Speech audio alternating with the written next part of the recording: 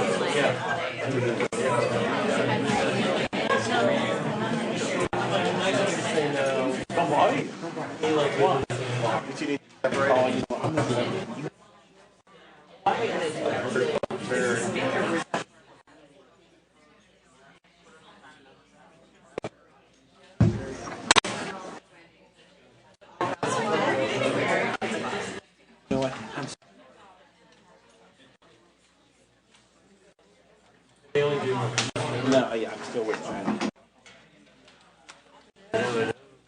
which I sort of saw. I know the guy for years.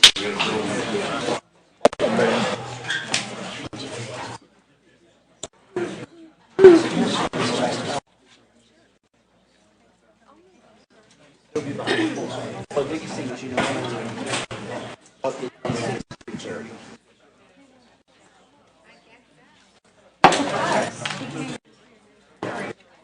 The Silver Life sentence, sit where you want to sit.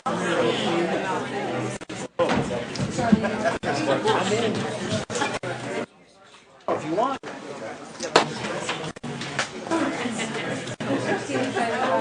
Yes.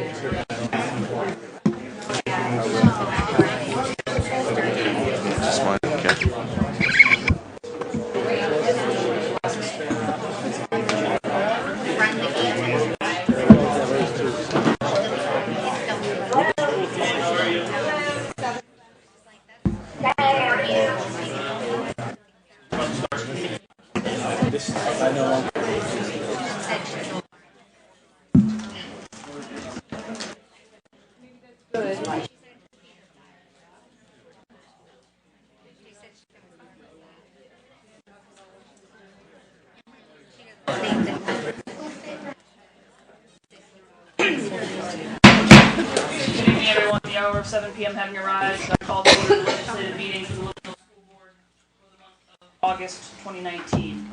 Ms. Hoffman, will you call the roll? Mr. Graves? Mrs. Seligson? Present. Mr. Hansett? Here. Ms. Lawson? Ms. Curry? Dr. Hilbrand? Ms. Strasbaugh? Mr. Belmont? Ms. Lesser? Present. Please stand for the Pledge of Allegiance. I pledge allegiance allegiance to the flag of the United States of America and to the republic for which it stands, one nation, under God, indivisible, with liberty and justice for all. Okay. I will need a motion to take from the table the legislative board meeting minutes for June of 2019. Is there such a motion? So moved. Is there a second? Second. Moved by Mr. Hanchett, second by Dr. Hildebrand. Any discussion on the motion to untable? Seeing none, all in favor? Aye. Aye. Okay.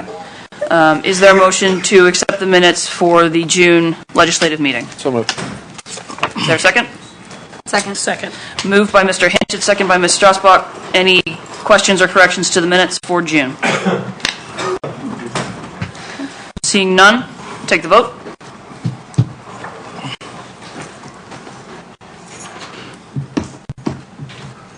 Oh, sorry. Wait, sorry. Hold on, sorry.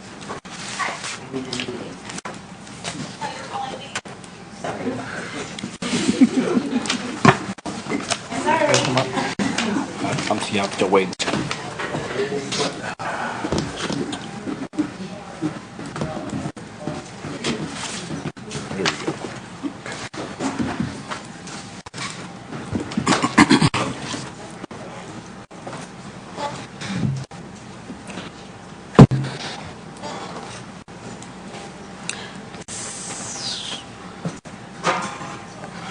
How do you do for when somebody's not here? I don't know.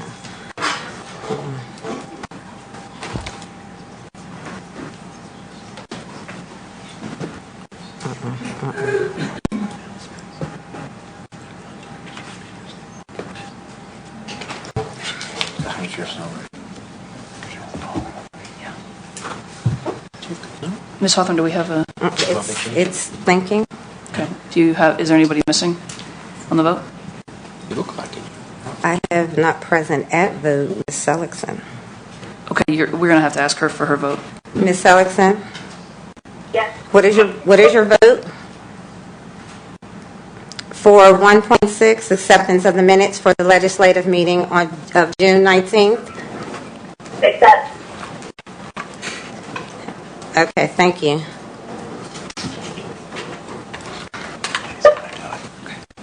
Motion carries unanimously. That moves us to 1.6. Is there a motion to accept the minutes for July? So moved. Second. Moved by Mr. Hanchett, second by Ms. Strasbach. Any questions or corrections to the minutes for July? Okay. Seeing none, we'll take the vote.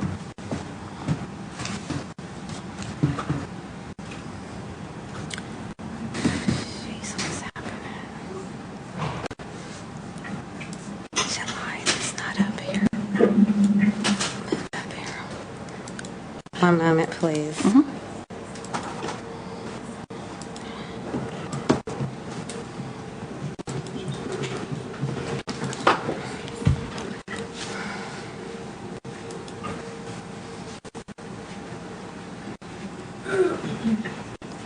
It says motion needed.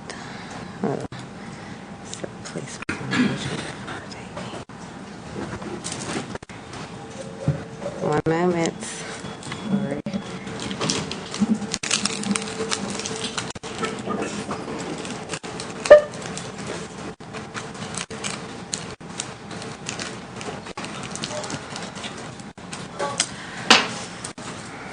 I need to.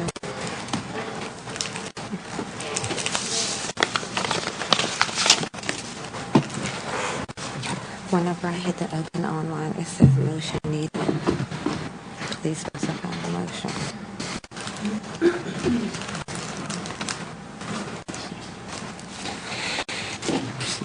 I know, it never happened.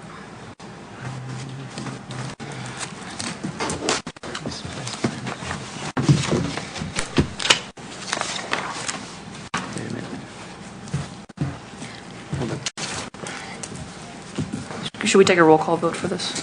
Yeah, we'll take a roll call. Okay. Mrs. Seligson? What is your we're doing a roll call vote for the acceptance of the minutes for the legislative meeting of July 17th. Accept.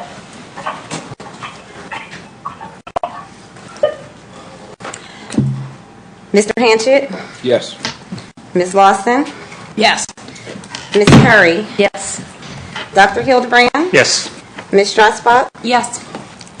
Mr. Belmont, Yes. Ms. Glasser. You skip Mr. Graves. Oh, Mr. Graves, Yes.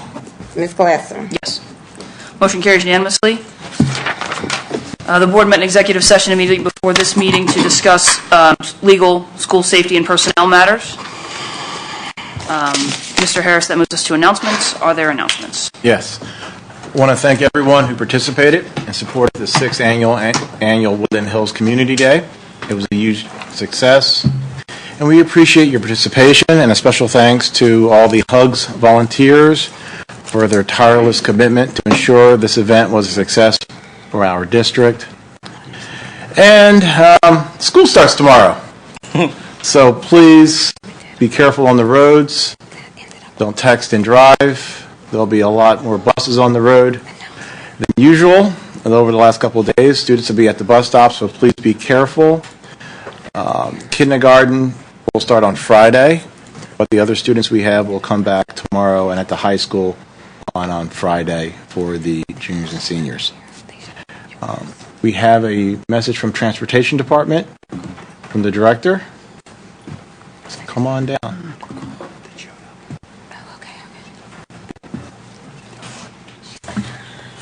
Good evening. After conversations with many parents from Oakland and Central Catholic and their concerns regarding the busing from the Wilkins, Churchill, parts of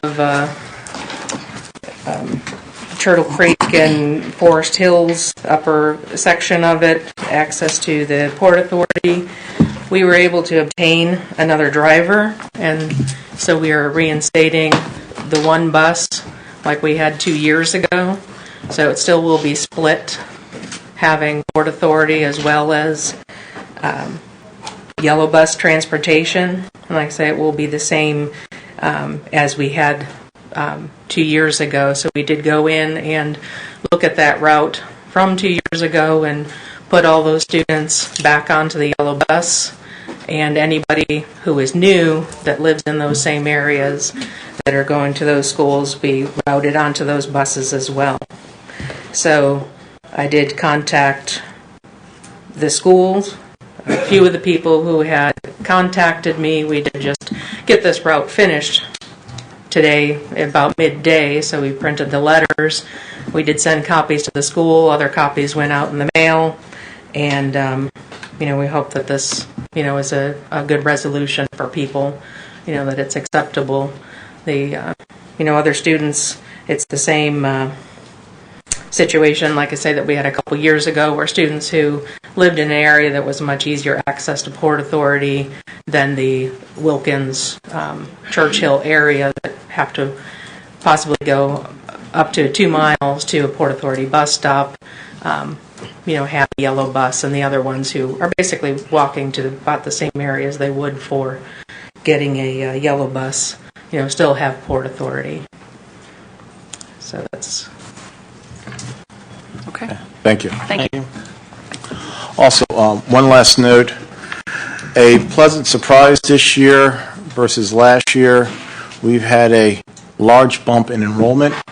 We're up over 300 students right now compared to last year. And we have a backlog.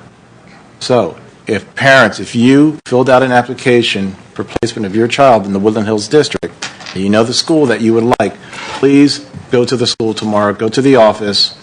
We have seats for you. You may not have been contacted yet. So if you enrolled, did the application, please go to the school of your choice that you requested, speak with the principal, and we will finalize your enrollment. Don't stay home, come to school, and we'll work it out with you in person in the office, please. Thank you. Does anyone else have announcements? Okay. Seeing none, I don't believe we yet have student speakers for this year. So we'll move on to presentations. Dr. Pennyman.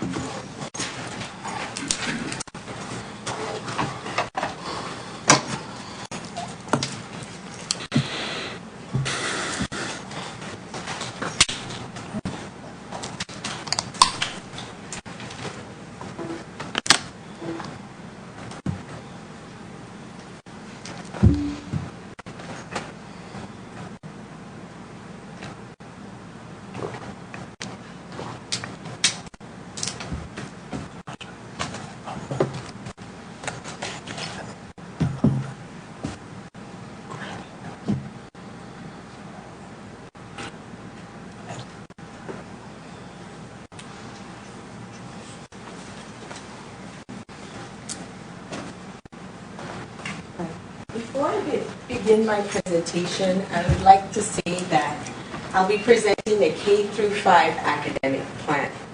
This K through 5 academic plan is basically the vision that we had from for the next 3 years, I would say, 3 to 5 years.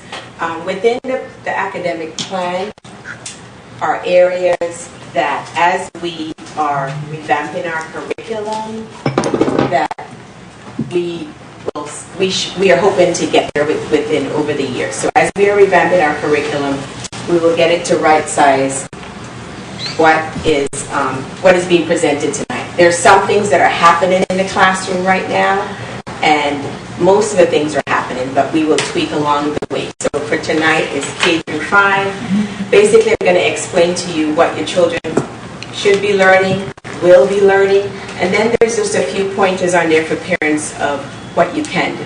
Once we have completed everything, it will be posted to the website. Also, we do have curriculum committee meetings that parents are welcome to attend. That's comprised of district staff, board members, and we're hoping to see you there. So those are on the website also. All right?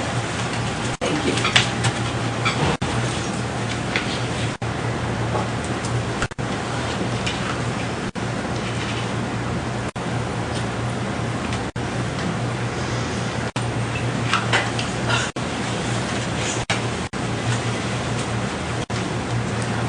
So the K-5 academic plan.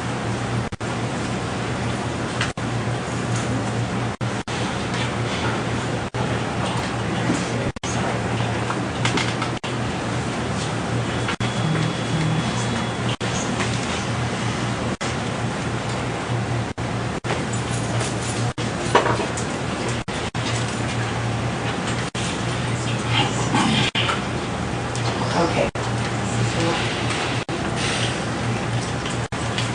So basic.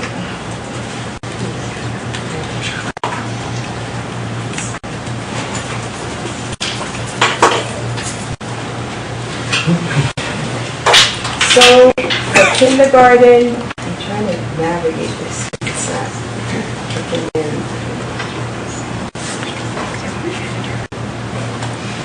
So I'm just going to speak from over here, and if I could ask one of my colleagues to just come and move the arrows for me because I can see this screen better. I'm sorry. Go back to the top of the presentation.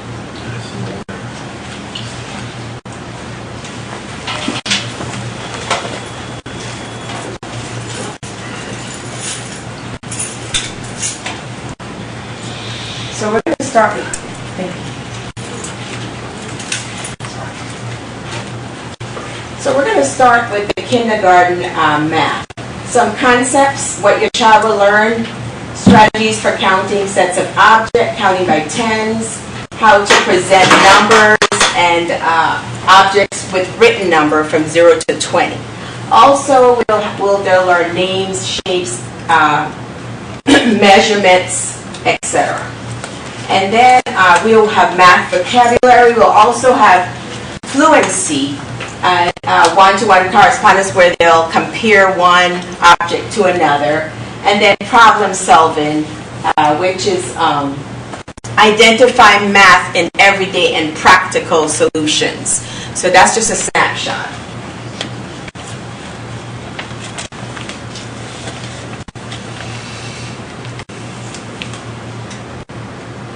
And then for reading comprehension, we have prompts supporting the main ideas. Even in kindergarten, you can learn that. You can learn that through picture reading, and before they know words, you can learn it through picture reading, and also just showing them pictures of familiar places where they can compare and comprehend the main idea. Also, there will be description of relationships between. That's how the further they get into kindergarten, the higher the skill. The closer they get to first grade, the higher skill they will learn. So basically, they'll be able to talk about, learn words like illustrator, author, main idea in kindergarten. by the end of kindergarten, and then they'll be able to talk about illustration. So we teach them the vocabulary words where they're just not saying the drawing. They'll be able to say the author's illustration and teach them those higher vocabulary words. Also, we have writing. They have pre-writing activities in journals, and basically what we have created for every area is how you can help. So just how you can help for the reading. Read to your child, have him or her read every day, just some solutions. Take your child to the library, use technology to help build their reading. And then, very important, always ask your children why. This is where we develop their higher order thinking, because they're just not given one word answers. So if you're able to ask a child why and the child expound on their answer, that ties into the problem solving area, but it also ties into the standards for Pennsylvania and the plan that Pennsylvania has for us with regards to open-ended questioning, where meaning you can't just give a one-word answer. You have to open and then you have to end. But it also helps the students to think about their own thinking and make meaning for themselves of what is being taught. Math in grade 1, it builds. So now when they get to grade 1, they should be learning and will be learning how to represent numbers using objects, words, and symbols. Strategies for adding and subtracting. Also, what will they do? They'll be able to use appropriate manipulatives. Manipulatives meaning cubes, rulers, shapes, whiteboards that they can sit and write answers on. Then they'll be learning vocabulary words such as explain. So across the state now, our state assessments, children no longer, and that ties into what I just said to you about the why it's important to ask children why. Where a lot of our assessments, children have to explain. So when you continuously to ask children why, they get in that mode where they'll be able to then carry over to school and then to home. Tell me how you came up with this. Tell me why. Why do you think this way? And then it kind of helps them to think about their own thinking and put their own thoughts in it to make meaning of what's happening for themselves. So grade 1 reading, responding to informational text, different types of text, reading fluency. Yes, they still have to learn phonics and learn how to read at a certain rate. There's also writing, drawing, graphic organizers, and just a vocabulary with the high frequency words that they need to know. So some examples of how you can work with your children for vocabulary: help them practice their weekly words in writing. Just encourage them to read their own writing back to you and then ask them questions about it. Science. FOSS, we use the FOSS program right now for science, the FOSS curriculum. And so basically in first grade, they'll talk about solids, liquids, pebbles, sand, and we have all of these materials that we get restocked during the time that it's been taught. And so the company that we're using restocks the items for us.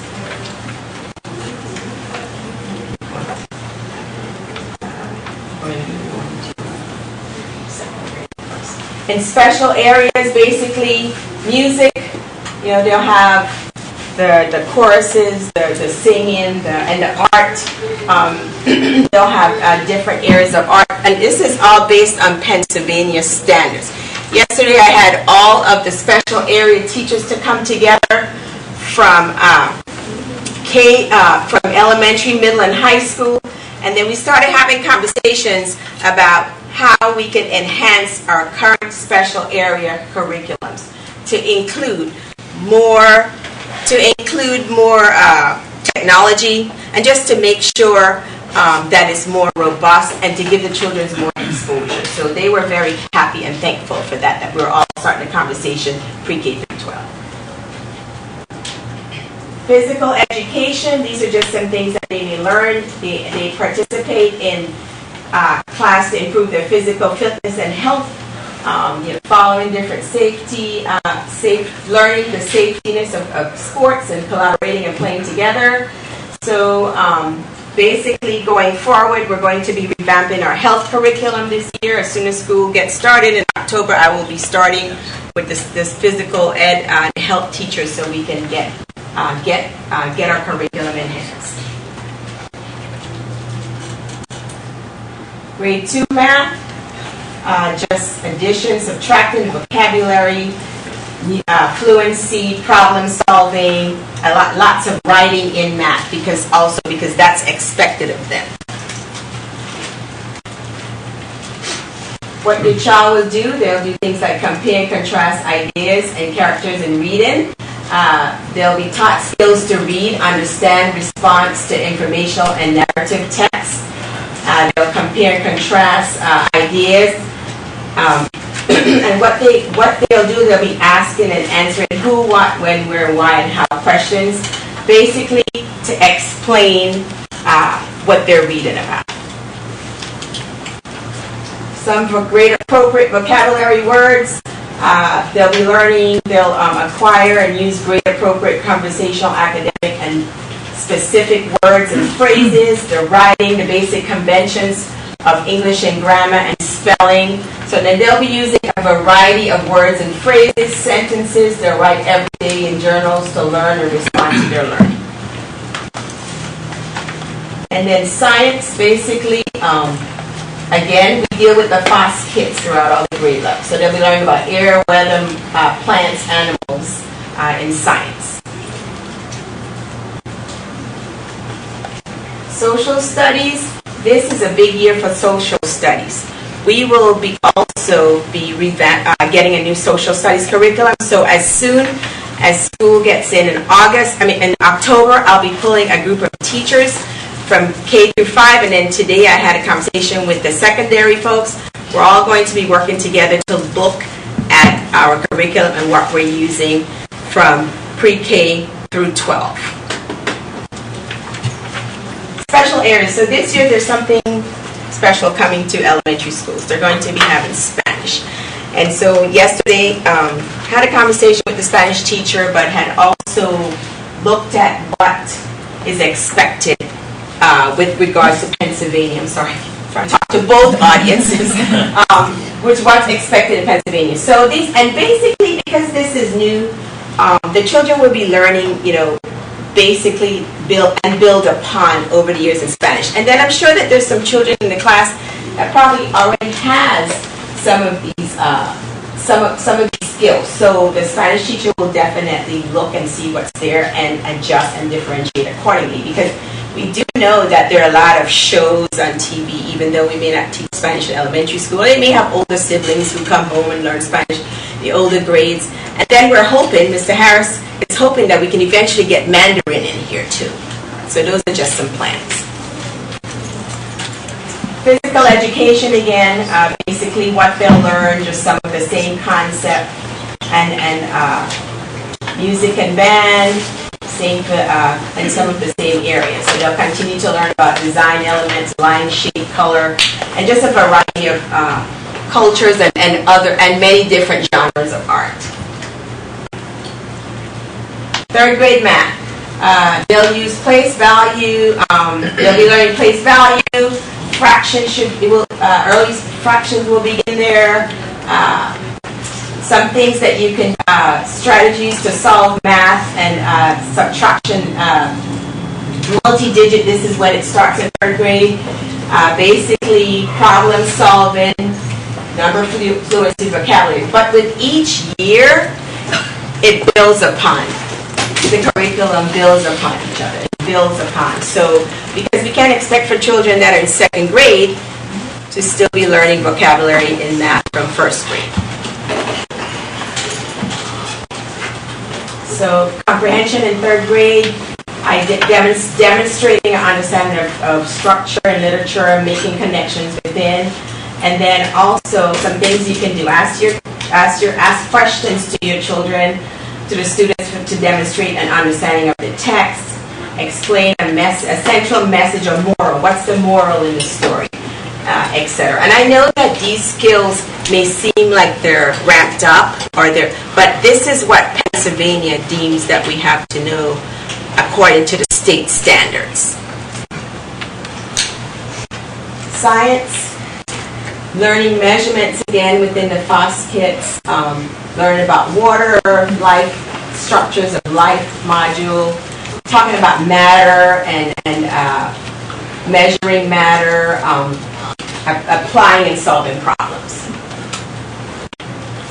Social studies again, types of communities in 3rd grade, how people communicate, history, culture, traditions, beliefs, etc., citizenships, rights, etc. What your children will learn in music, again, some of the elementary K5, they just build upon each other, so they have the same standards throughout. PE, conflict resolution, being on those teams, physical activity, good sportsmanship in this area, talking about positive and negative interactions in different groups when they break out in groups to play the games or within the physical education classes. Math for 4th grade, place value, extended an understanding of fractions, using the manipulatives, decimals begin in 4th grade, and they analyze patterns. Also, the math vocabulary, they learn higher math vocabulary, informal language, math, language, and symbols, and then they can orally communicate their answers, they can write them, throughout the math. And what you can see is that in every grade level, the expectations get higher. So they explain, then they get to generalize and analyze. As you move through the grade level, the expectations get higher. That is why those why questions are so important, to continue to make sure our students are using their thinking skills and exhausting their thinking skills. So I know when I was little, sometimes I'd say to my parents or to my grandmother, somebody, but why? And they say, because I said so. Well, that is because you said so, but now I guess go a little bit further and say, well, tell me why you're asking. And so that's important. And then grade 4 reading. Grade 4 reading, just to identify again details in literature and informational text and the point of view. So everything builds on each other. In their writing an opinion piece. Because on our state tests, there is a piece of writing that they'll have to give their opinion. It just depends on what year they pick which type of writing to give to the students. So some year is just an informational writing. Some year is a compare and contrast. But these are all skills that build on each other that they will have to know. So again, we use the FOSS kits. In 4th grade, they learn about energy, magnetism, planets, ecosystems, etc. And then social studies, again, history, geography, government, Native Americans, etc. So the special area kind of touch a little bit about Spanish and what they will know, numbers, questions, maybe some animals, some activities, some emotions, and so.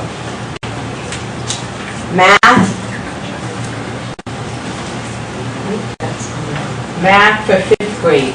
Clear and compare quantities, express numbers of the equivalent form, estimation, graphs, tables, etc. And then again, ask your children what they learned in math today, and just continue to have those conversations with them at home to help us to carry over. And then,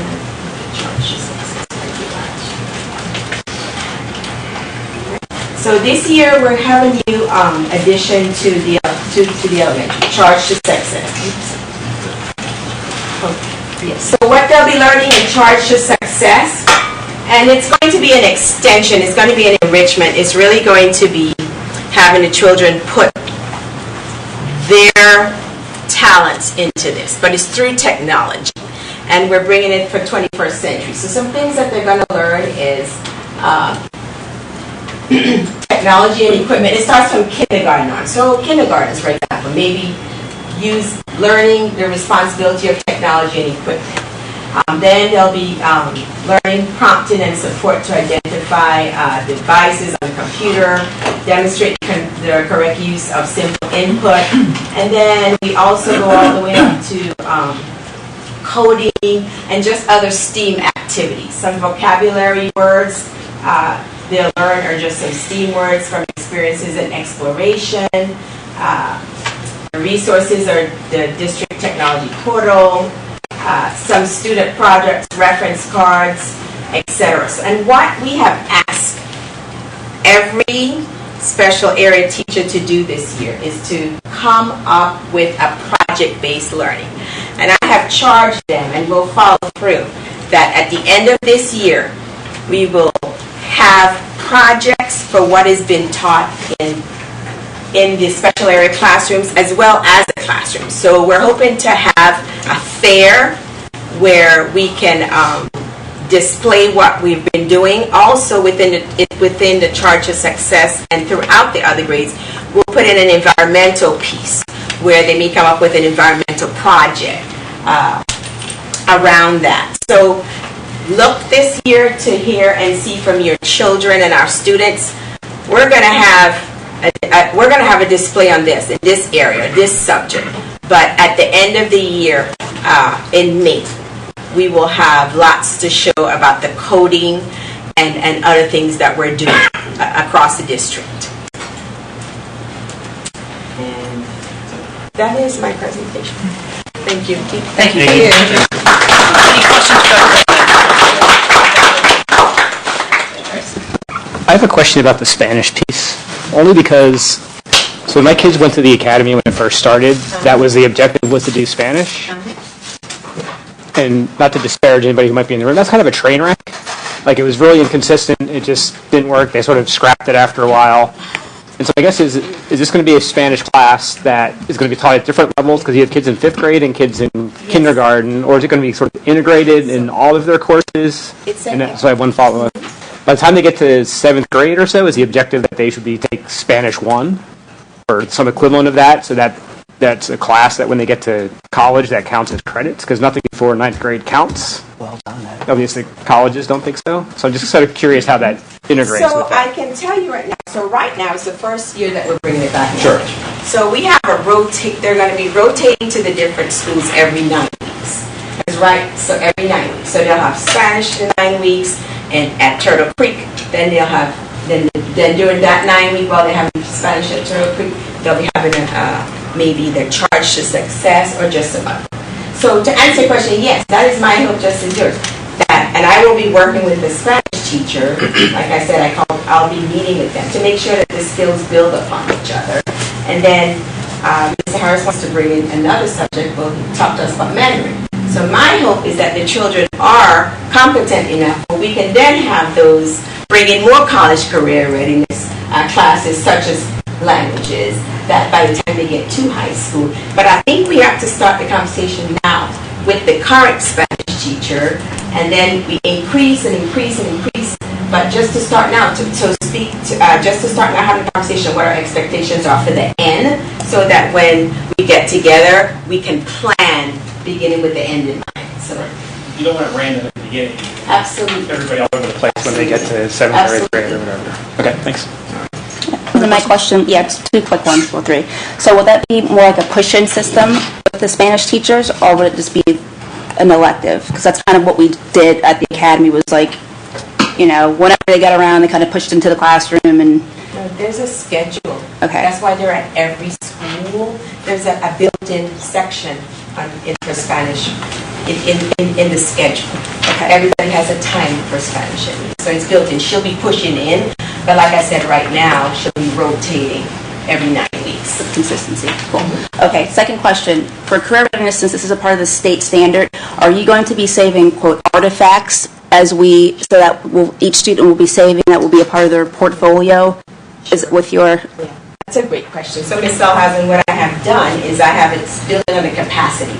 I have selected a few teachers to be on the team with the consortium to continue what we were doing with the Naviance piece. So, for example, I've asked that this year I want to make sure every middle schooler and at least every 8th grader is placed on Naviance, and that's how we start getting their interest in building their portfolio.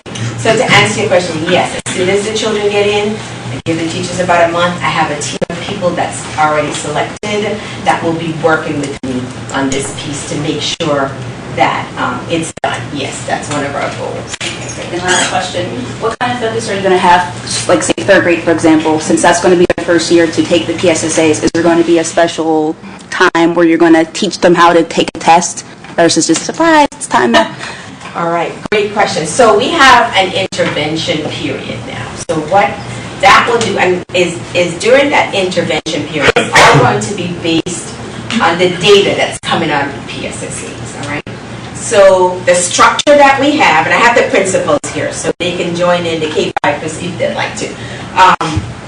The structure is the children will be grouped by areas of like skills, and they will rotate through the grade level. So let's say on the 3rd grade well, your children, they haven't had the PSSAs yet in the 3rd grade. So, medium back, we'll be looking at the other data from the iReady, and then the Ready Math, and then teacher classroom data, and then the children will be grouped by areas of need, because 9 times out of 10, if they're excelling in one skill on the iReady, it should show the same when they take the PSSAs. Or if they need some intervention or they need enrichment, that should show in areas. So I have asked the principals, the elementary principals that we discussed all this, where they'll be moving around the 3rd grade level based on skills. All right? Thank you. Any other questions for Dr. Penniman? Seeing none, thank you very much. Thank you. Thank you. That will move us to registered speakers. We do have quite a number this evening, so I'll give my little spiel first, and then we'll call speakers up. The board welcomes and encourages public participation in the meeting. Thank you all for being here. Before beginning remarks, speakers should give their name and place of residence. Comments are limited to 2 minutes, and we will be strict on that this evening. Questions posed during comment will be answered either during the discussion following through the meeting or after the meeting has concluded. And we will look forward to hearing what you have to say. So our first registered speaker is Autumn Byrne. Ms. Byrne. Hi there. My name is actually Leslie Gianetta.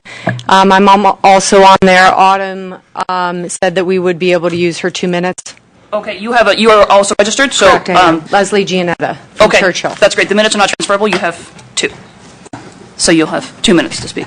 Okay, then I can come back and speak on my 2 minutes. No. If Ms. Byrne is not here, she's not present, and her time is not transferable. She can't give that to you. So, okay. I apologize for that. We heard about the information that the transportation department said about the one bus being reinstated.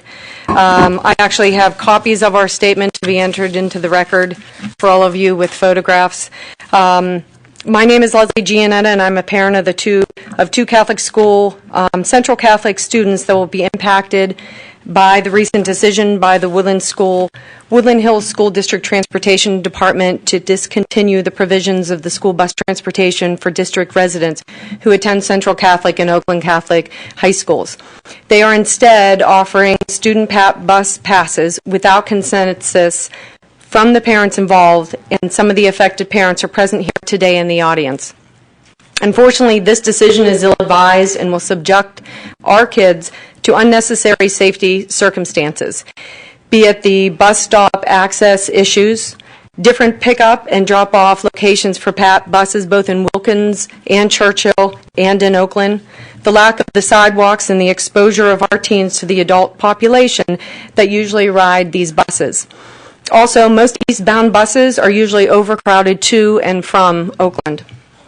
This proposal by the Transportation Department presents a reasonable, foreseeable risk of harm to our children.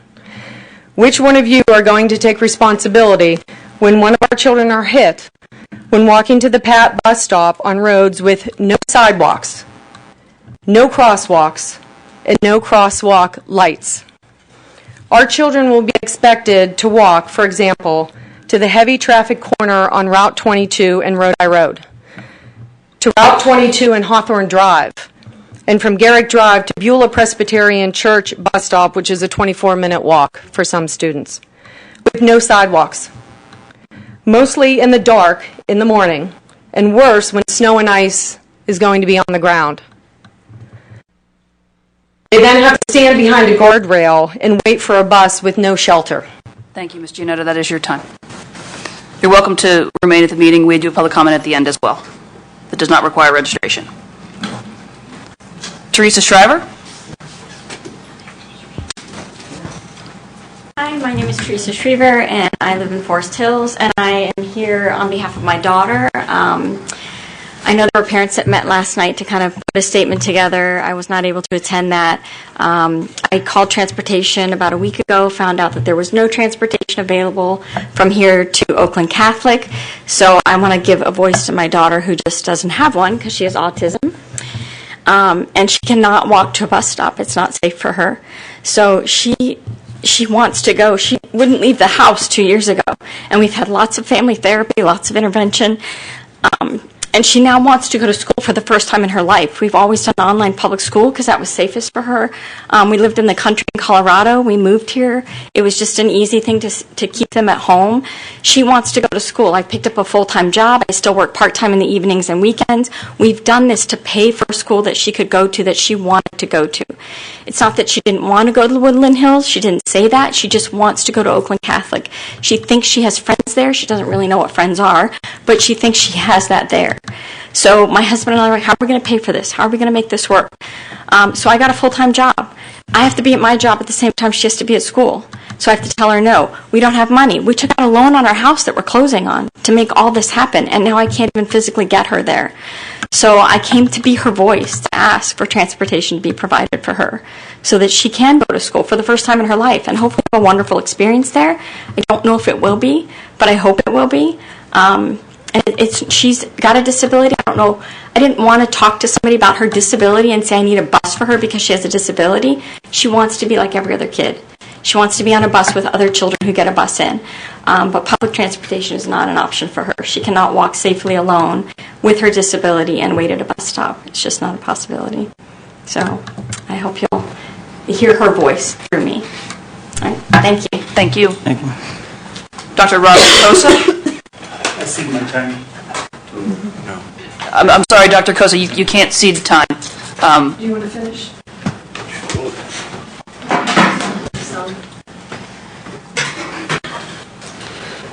Well, we thank you, Director, for at least providing us a bus. And we shouldn't have had to go through what we went through if this thing had been well thought out before. Our children will be expected to walk, for example, through the heavy traffic of Route 20 to Rodi Road, Route 20 and Hawthorne, from Garrick to Beulah. There are no sidewalks, especially in Wilkins Township, as well as Churchill. And most is in the dark. And worse when there's snow and ice on the ground. Not a great idea when it's 20 degrees to expect these kids to make these walks, and some of these walks are up to 2 miles. We have some images that we'll distribute to you that show you where these bus stops are, and especially the location, Rodi Road and Business 22. There's actually, I took photographs, and there was no place for me to park my car to take photographs of where that bus stop is. I had to take pictures while the car was moving.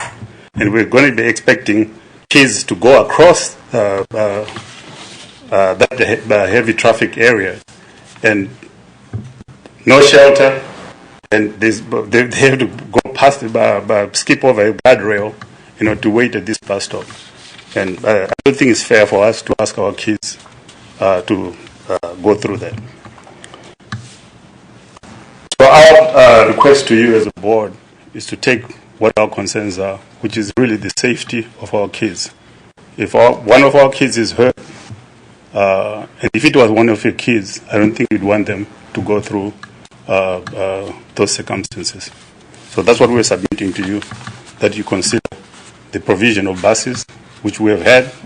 It has worked. There have been some issues, but those issues are better than what we would encounter if we asked our kids to go to bus stops that are serviced by the pet bus. Thank you, Dr. Kosa. That's your time. Thank you. Thank you. Dr. Michelle Ntabe Kosa?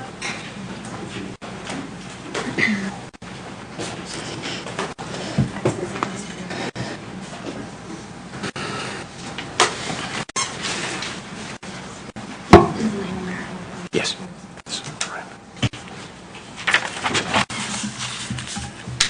My fellow parents have stated safety is a great concern for us.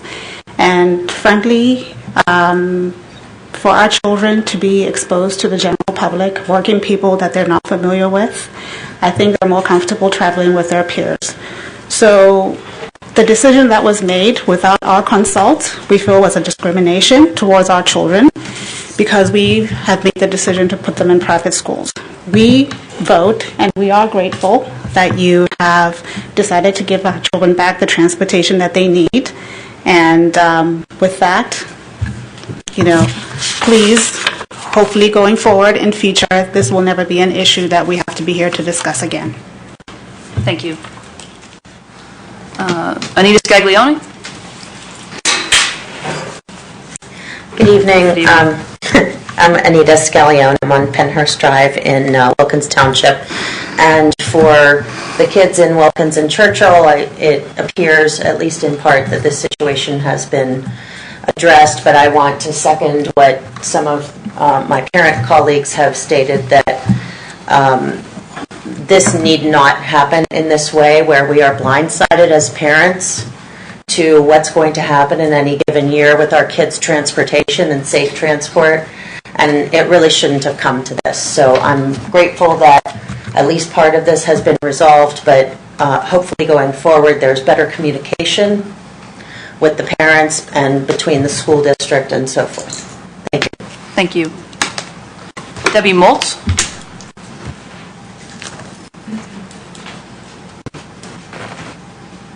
Hi, good evening. I'm Debbie Moltz, and I live on Garrick Drive in Churchill, and I'm here in support of the other parents about the busing issue. My children attend community day school, and we rely on the transportation as well. And my concern was if this year they canceled the Oakland Catholic and the Central Catholic buses, what buses down the future that they might cancel out with a little notice that the parents were given, and trying to resolve these issues as kids are going back to school and parents are working. It's a complicated issue to get our kids to school on time, and I'm glad to see that hopefully the issue is resolved, and as someone else stated, going in the future that we're notified in a more timely fashion. Thank you. Thank you. Kelly Wisner? Okay, I don't see Ms. Wisner. Frank Porco? I also don't see Mayor Porco. Okay, Michael Orsini? Apologies for the pronunciation there. Hi, I'm Mike Orsini. I'm from the Braddock Hills Borough Council. My daughter is enrolled into Oakland Catholic, and like many of our other friends and peers, my daughter will be subject to catching 2 buses, not just one, in order to get down from Braddock Hills to actually get down to possibly to the busway. Then, subject her to at one of the stations on the busway and to get into Oakland itself. So I would strongly recommend and encourage that all the Oakland Catholic students and Central Catholic students be included in that bus transportation agenda. Thank you. Thank you. Darlene Orsini? Okay, thank you. Lowell Mate.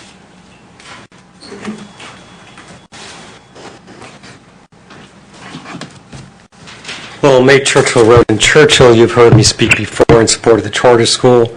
So I really just want to address a few points that may have been overlooked before. The first is property values and school choice programs' impact on housing values. The authors studied the impact of charter schools on surrounding home values in North Carolina. It should be noted that North Carolina's Charter School Act is quite similar to the laws in Pennsylvania. And the authors found that adding a charter school to a zip code area results in almost a 4% increase in the values of the properties within it. So what does that tell you? As the authors of the study say, a quality charter school creates an attraction for families, indicating that this attraction is stronger than parents' work location, and finally that such findings may have important policy implications for addressing urban sprawl and blight. Next up, success in life. So what becomes of the child who attends a full-time gifted education program? There are indeed few such institutions nationwide. I chose the Merton School because my son went there, and I'm familiar with it. So I turned to the school's magazine just to look up the random examples and alumni class notes. Here's just a few. Chris Y, class of 86, last year completed the book Blitzscaling with Reid Hoffman, co-founder of LinkedIn. Blitzscaling was named one of Amazon's best business books for 2018. John G., class of 88, named director of University of Pennsylvania's Middle East Center. Artisanal handbag designer Carolina Santo Domingo, class of 98, now has her designs placed at Moda Operandi, Netta Barte, and Saks Fifth Avenue, among other stores. Julia S., class of 95, now the chief of organizational development for the well-known political and policy nonprofit MoveOn.org. And finally, the Empty Schaefer School. At our hearing, no questions were asked regarding a site for the school, so let me take this opportunity to suggest the following arrangement. Rather than have the district's funding go out to third parties to cover rent never to be seen again, we're suggesting a lease-to-purchase arrangement for the Schaefer Elementary School. As you all know, the school has been sitting unused for years in a residential section of Churchill Borough. We've toured it twice now. It's in bad shape and needs a great amount of remediation. Lease it to us at a nominal rate and allow us to restore it to its original luster. In 5 years, we'll buy it from you. That's a win-win. That's your time. Okay, thank you. Thank you. Wendy Mate?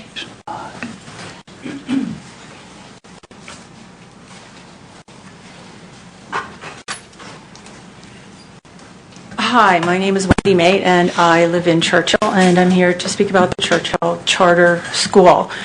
I sincerely hope that prior to this evening's vote, you have all spent time researching gifted children, as well as reading the research on full-time gifted schools. If you have, you know that the right thing to do is to approve the charter for this school. I looked at the district's website, and there are lots of updates for the sports and performing arts pages, but when I went to the gifted pages, the PDF that said potential strategies for 2018-2019 was what was still there. And the sports, I want to note, has an entire website dedicated to it. So gifted kids still seem to be left out of this equation. Those who are able to leave the school for other schools do so, but it's the students who can't afford to leave that concern me most and are the reasons why a school like this is so important here. At the hearing for this school, the district residents spoke about the decision they made to pull their gifted daughter out of this district, but we didn't get to hear what became of her, so I will tell you. She went on to graduate from Columbia University with a degree in economics. She was then accepted into the Teach for America program, where she was placed in one of the lowest ranked schools in the state of Maryland. There, she took a 5th grade class of all boys who no one else wanted to teach. From the lowest quartile in math to the top quartile in math in that year. After Teach for America, she moved to Nairobi, Kenya, where she developed both the curriculum and the teacher's training program for Bridge International Academies, a private company whose mission it is to provide quality education to millions of children in underserved African communities. She now sells over 600 products that she designed for teaching math and literacy skills and is one of the top-rated sellers on a website for teachers called Teachers Pay Teachers. And she continues to support Bridge Academies. This is the type of child this district continually loses by failing to provide an appropriate level of education for them. The potential that gifted children have is enormous. Thank you, Mrs. But it is all too often lost when they are not appropriately challenged. Please recognize their needs, social, intellectual, and emotional, and do the best thing for them. Thank you. Thank you. April Klein. Hi, I'm April Klein, Holland Road in Churchill.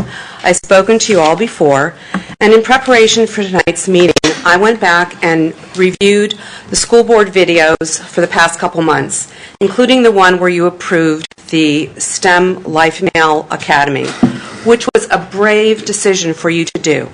And I applaud you for approving the All-Male Academy because in the 38 years that Woodland Hills has existed, we have consistently failed the African American community, young boys specifically. It took a lot of guts for you to approve a school for boys only, and I know at least one school board member questioned the legality of leaving girls out. But you all agreed that it was a national crisis that we educate black boys. Congratulations, that's excellent. But we still need to educate gifted children. And as Wendy said, I looked on the website, and you're right, she's right. There is a potential program for gifted schools for gifted program for Woodland Hills in 2018 to 2019. What about this school year? What percentage of your budget is going to gifted students? We know 20% goes to special needs students, and that's good, and 50% of our kids are special needs. No one wants to deny them funding, but gifted children are special needs children as well. Is the gifted program for this year still pull out? Is it 30 minutes a week? How many minutes a day? How many minutes a week? What percent of the budget are we spending on gifted children? The Churchill Charter School for Gifted Children is modeled on Infinity Charter School in Harrisburg, Pennsylvania, which is now one of the top 10 elementary schools in Pennsylvania. We need a school like that in this district. So how does Affinity compare to Woodland Hills? I looked at the ratings on futurereadypa.org. Statewide, 63% of elementary school students are proficiency level for English and language arts. At Wilkins Elementary School, only 34% of our students are. At Affinity, 91% are. Thanks, Ms. Klein. That's your time. Sorry. I will speak more later. R.F. Culbertson.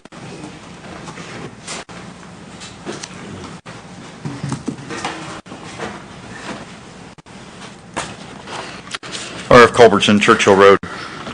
For the longest time, I thought your beef with charter schools was it would take revenue away from you. And I searched and tried to explain, like Lowell said, how we would drive up property values. And something happened about 2.5 weeks ago. A group came into Churchill Borough meeting and said they're going to renovate the Westinghouse site. And this was made public. And they said they would drive $600,000 into Churchill Borough. And they said they would also drive $2.3 million into Woodland Hills School District. And I said, wow, $2.3 million of found money. You can't beat that. A lot more than we'll ever take. And I said, okay. And the gentleman asked for support. And these are big people. And I'm kind of going, okay. And a bunch of us stood up and talked. What was apparent was there was no one there from Woodland Hills to support this guy. I said, wow, $2.3 million, found money, Woodland Hills School District, and nobody is supporting it. That's incredible. So I said, if they're not making the decision on money, what are they making the decision on? And it came to there's only one thing stronger than money, and that's jobs. And I'm thinking, wow. So this is all about non-union and union school teachers? It literally is the oldest play in the book. And I missed it. And I do apologize. I missed it completely. And I said, wow, it's a shame. We're here in a school, and what we're talking about is making decisions based upon union versus not union. What we're not talking about is what school will give our kids a better education. Thank you. Thank you. William Henninger.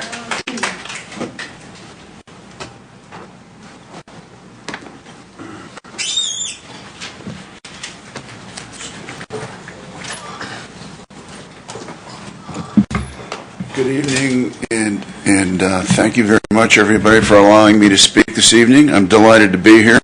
I don't have a bunch of facts and figures to dazzle with. You're probably... Sorry, your address, sir? Oh, I'm sorry.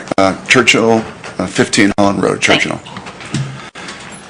But I don't have a lot of facts and figures to dazzle you with. You're probably sick of all that. You've been hearing it probably for a year or so. But what I do have is a sense from hearing everybody in the audience tonight, as well as from you in previous meetings, that we all have a lot in common, and that is the kids of our community. And all we really want to do is ensure that they get the best education that we can possibly deliver for them. I suspect all of you that are in the educational business got started with the idea that you want to make the biggest impact you can on the kids that you're involved with along the way. You want to see them graduate. You want to see them take it to the next level. And I suspect that's the case with all the educators within the school district. I happen to like competition. And I think the option that you're hearing tonight with the Charter School Coalition is one that we ought to consider. Nothing wrong with competition. It makes us all better. Can you imagine if we all had to drive red Chevys?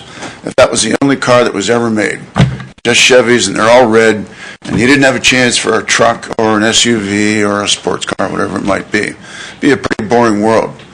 Competition in the auto industry changed all that, gave you a lot of options. And I think in the school business it can be the same way. Competition and options can only make things better. I know the folks from the coalition have worked very hard at their own time, their own expense, in doing all the due diligence, and that's very admirable, and I give them a great deal of credit. But getting back to my point, I think all of us in the room tonight just want to do the right things for the gifted kids of our community. And I sense we're all on the same page in that regard. We just need to work out the details. But in my opinion, it's a no-brainer. It's going to improve community spirit. It'll improve our community marketability. And I think in the long run, it'll help improve our property values. Thank you. So that's all I have. Thank you very much for your time. Dr. Judy Moss?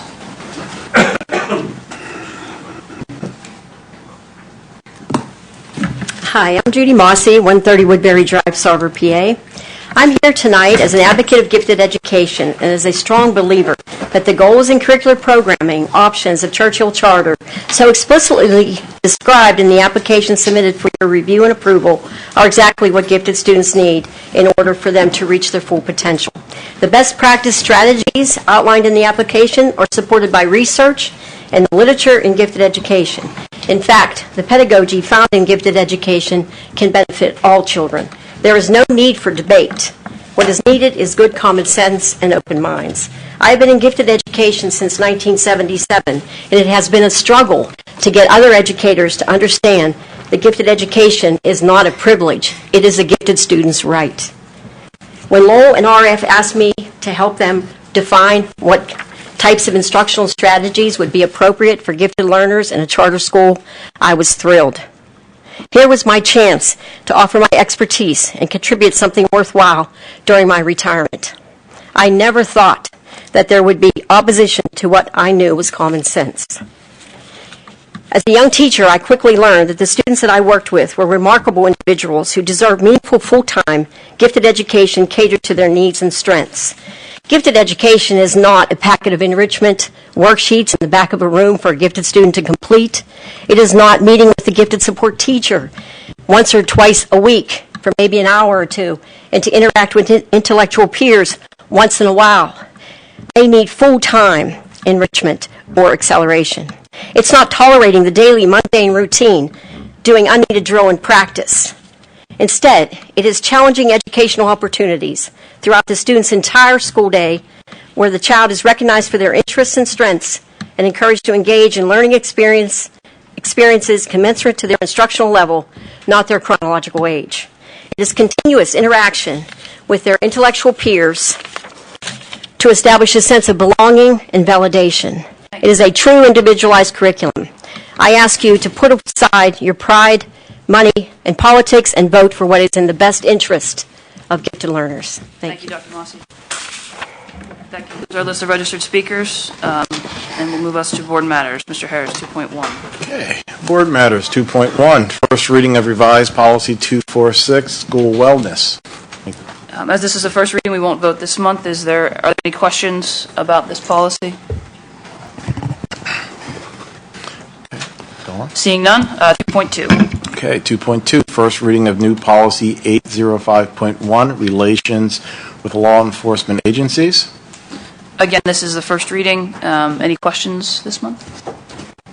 Okay. Seeing none, 2.3. 2.3, first reading of revised policy 810, transportation. Any questions? Seeing none, 2.4. 2.4, third and final reading of revised policy 201, admission of beginners. Is there a motion? So moved. Second. Moved by Dr. Hildebrand, second by Ms. Strasbach. Any questions on 201? Okay, seeing none, we'll take the vote.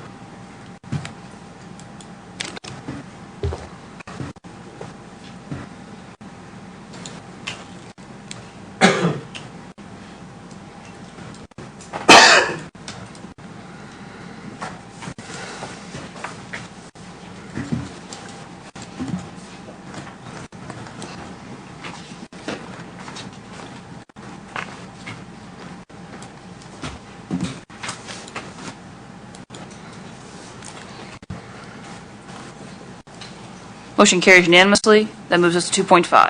2.5, third and final reading of policy 203, immunizations and communicable diseases. Is there a motion?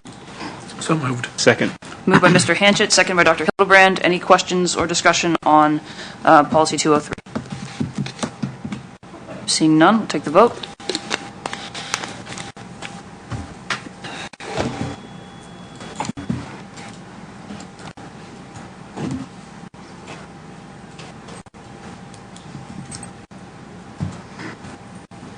Motion carries unanimously. 2.6. 2.6, we seek permission to take from the table Board Tab 2.8 from the July 17, 2019 board meeting that states permission to approve funds from the University of Michigan's Monitoring the Future program. Is there a motion? So moved. Second. Moved by Mr. Hanchett, second by Dr. Hildebrand. All in favor of the motion to take from the table? Aye. Any opposed? Seeing none, 2.7. 2.7, we seek permission to approve funds from the University of Michigan's Monitoring the Future program. Is there a motion? So moved. Second. Moved by Ms. Strasbach, second by Mr. Hanchett. Any questions or discussion on this item? Okay. Seeing none, take the vote.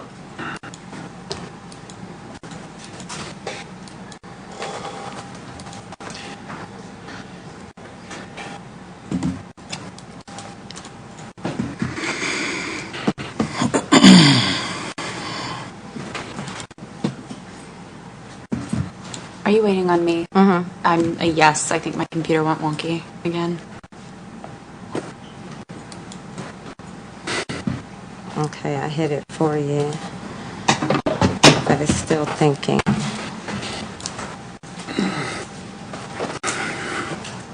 Motion carries unanimously. 2.8. 2.8, sorry. We seek approval of a motion to adopt an adjudication providing for the denial of the charter school application of Churchill Charter School. So moved. Second. Moved by Mr. Belmont, second by Dr. Hildebrand. Any questions or discussion? Just for the, kind of as a point of order, a vote in favor of this motion means that you're voting for the adjudication denying the charter school, just so that's straight. I'll start off this. Repeat that again. That a vote for this motion as constituted means that you're approving adjudication denying the charter school application. So you're denying it? The motion speaks for itself. I told the board that's what the motion is. Okay, I'll start off the discussion. I appreciate everybody in their hard work in presenting. I'm actually not in favor of the charter school because I feel like there's not, in my opinion, an underserved need for a gifted school.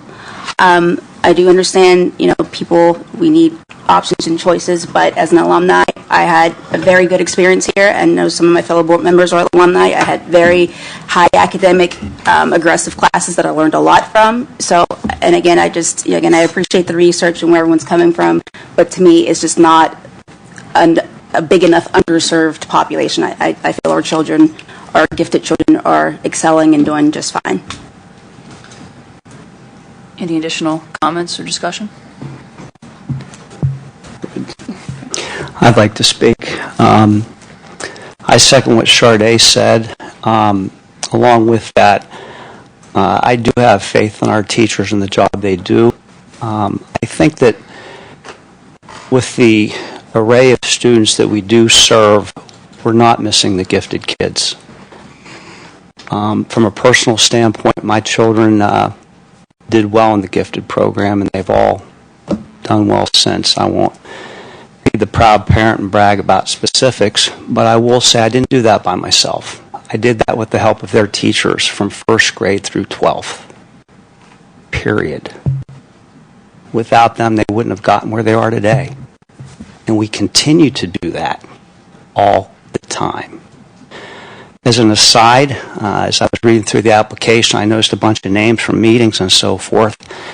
And your rosters of meetings, people would attend it. So my assumption was these people were there in support of the Churchill Charter Academy. When I talked to a couple of the folks that I did know, they said that, well, they were not. So I just wanted to point that out. And in closing, I would ask my fellow board members that we not support this charter school. Thank you. Any other comments? Yeah, I mean, so I also have had one child go through the gifted program at Woodland Hills, and I have a kid who's currently in the gifted program. Are they challenged? Absolutely.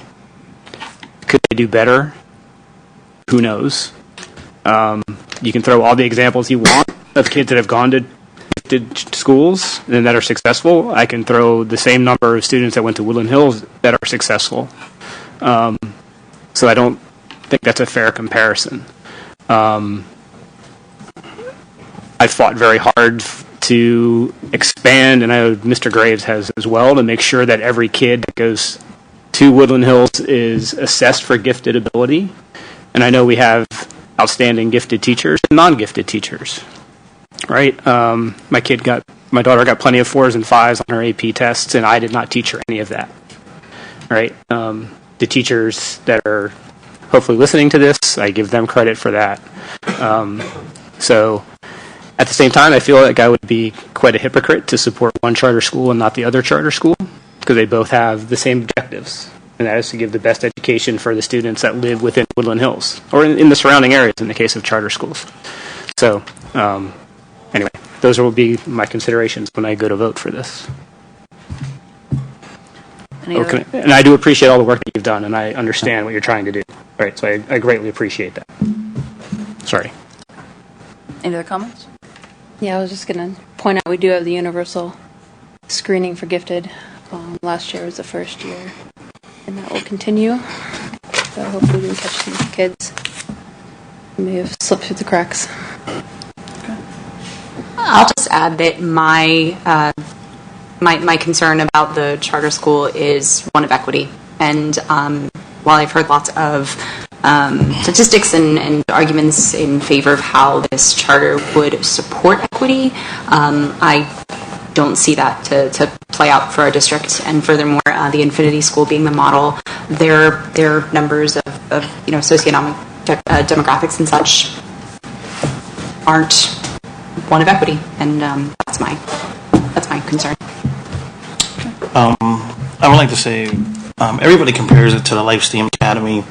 I wasn't present for that vote, and I have an issue with isolating certain students over other students when my experience with Woodland Hills has been very diverse, and I think that's important for student learning, student growth, and especially when they hit college levels where everybody comes from everywhere.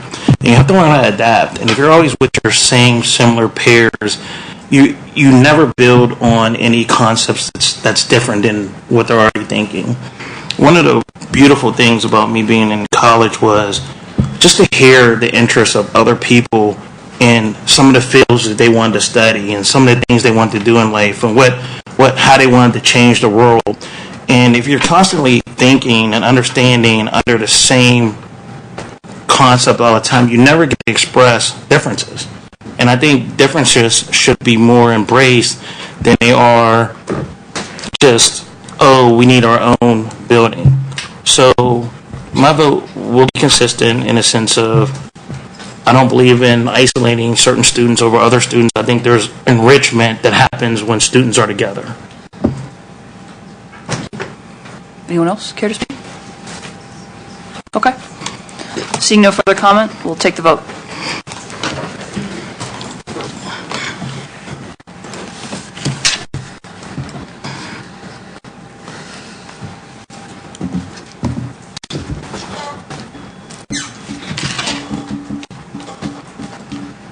Motion carries to adopt the denial. That moves us to Section 4, Curriculum.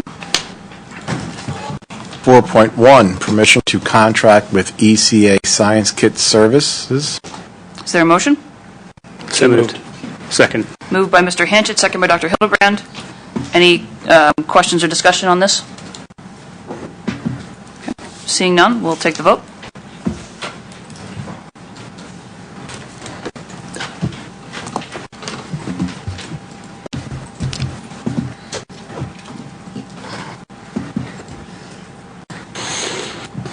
Can I go back to I meant to hit yes for my vote for 2.8. I apologize. Is that a motion to reconsider? Yeah. For it's to yes, accept the motion. Okay. Mistake. What can I do in that situation? What I would say in this thing is a motion for clarification because it's your intent, and it is that you change your mind from this vote to the other vote. That was your intent to vote in favor of the adjudication denying the application. Yes, correct. Yeah.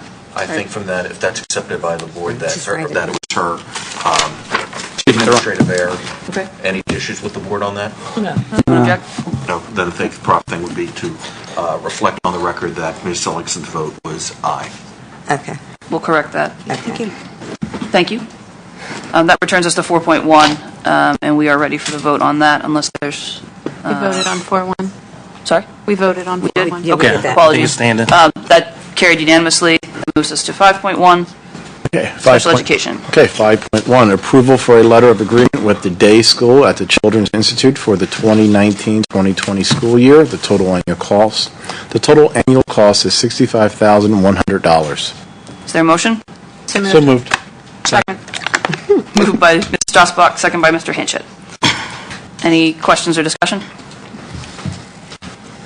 I just want to say, I think, just on a personal note regarding this, this is a lot of money that we spend for these kids, but I think, those kids deserve a quality education just like we do. And I actually happen to be very familiar with the Children's Institute. My mother worked there for years.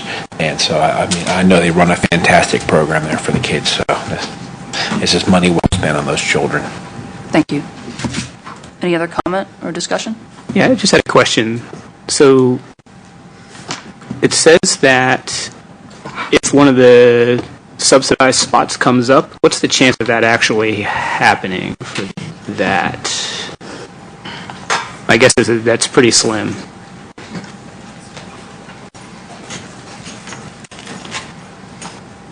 I think you're correct. It's just a wait and see right now. Dealing with other schools like this and waiting for those spots, sometimes they come quickly and then sometimes we have to wait. We just have to keep checking on it continuously. So what this does is put us in a queue for consideration. Correct. Okay. Thank you. Any other questions or discussion? Okay. Seeing none, take the vote.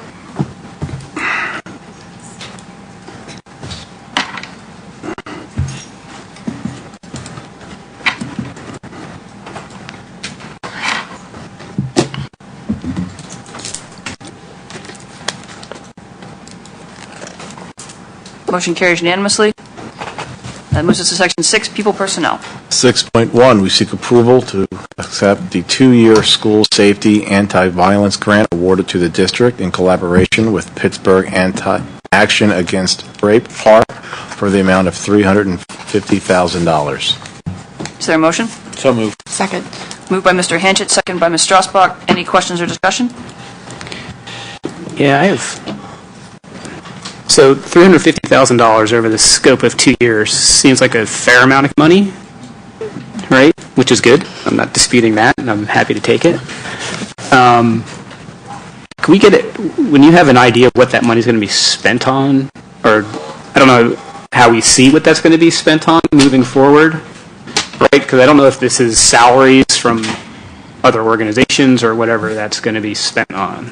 So I think getting some sort of report on what we're using that money for, that would be really helpful. All right. My question It's pretty was, sketchy on what exactly is going to happen with it. and I was going to ask, what's the programming? What's the programming? Who's in place? Have we got down the line for that type of commitment, or where we're at on that? So we have started the process of implementation. One of the staff members from PAR has been meeting with the elementary principals to talk about implementation at the elementary level as well as the middle school level. And some of those programs include the social norms approach and campaign, which focuses on skill development and collaborative. And again, that's elementary and middle. The coaching boys into men, which is middle school. Athletes leading change, which is high school. We've also talked about professional development district-wide for all teachers. And then after-school programming for grades K to 5. I will contact PAR to get the breakdown for the financial part. Yeah, because I don't know how much of we're sharing with them and that sort of stuff. Okay. That would be nice to be able I to can see do that. Can we have that at committees next week? Yes. Okay, super. That'll be great. Great, thank you. Okay. Any other questions on Yes, this? on the first page of the attached, the rank and promise is listed, and obviously that's not around. So is PAR aware that building Yes. is in PAR, and there's no interest in changing the grant amount or anything like that? No, not at this time, but I can certainly, talk I to just them wanted to make about sure. that. Yeah, yeah, they're aware.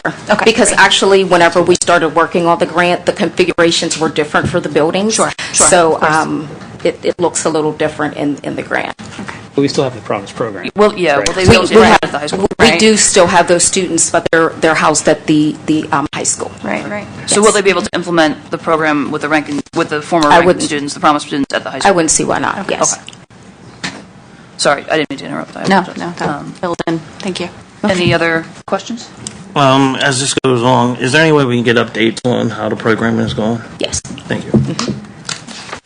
Anything else? Okay. Seeing none, we'll take the vote.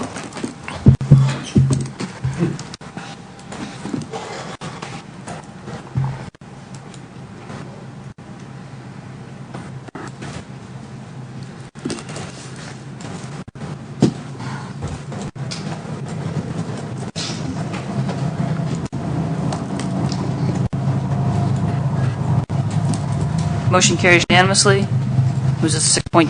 6.2, we seek approval to accept affiliation agreement with California University of Pennsylvania for student interns. So moved. Moved by Mr. Second. Hanchett, second by Ms. Seligson. Any questions or discussion?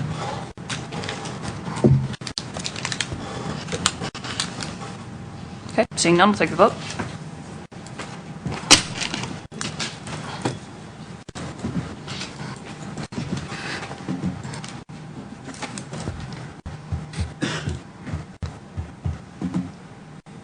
Motion carries unanimously.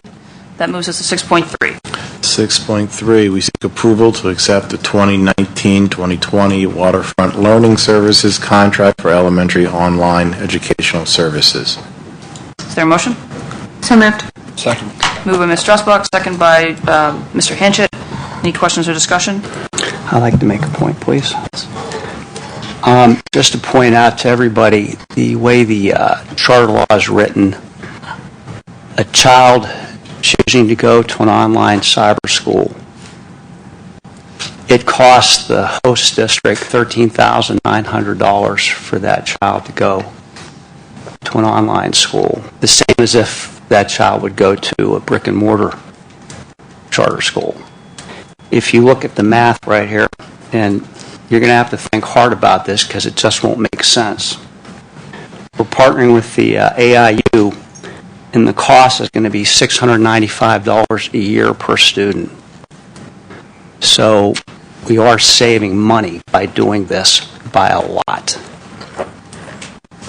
So you take whatever number of students that might leave Woodland Hills to go to an online school, times that times 13,900, and compare that to that number times $695.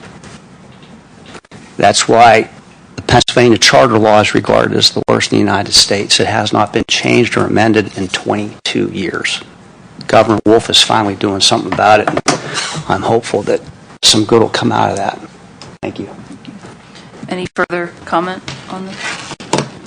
I do have one question, Ms. Golden. I see that there's a cost for professional development.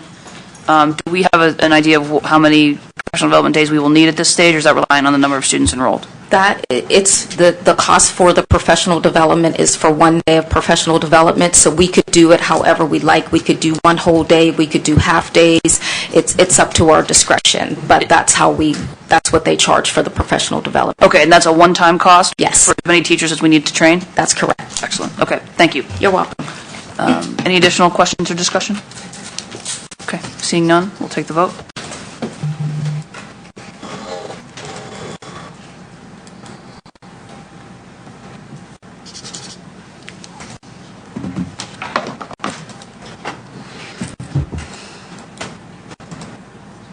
Motion carries unanimously.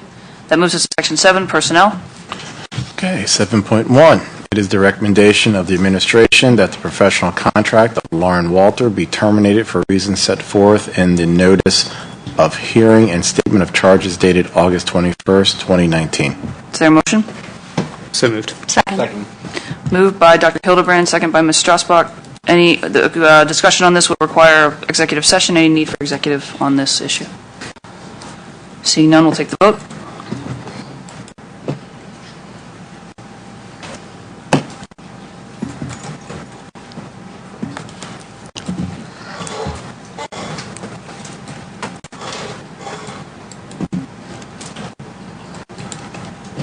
Motion carries unanimously. That moves us to 7.2. 7.2, Section A, authorization for leaves. Section B, authorization for retirement resignation. Section C, authorization for hire professional staff. Section D, authorization to hire non-professionals. Section F, authorization for EDR mentor actions.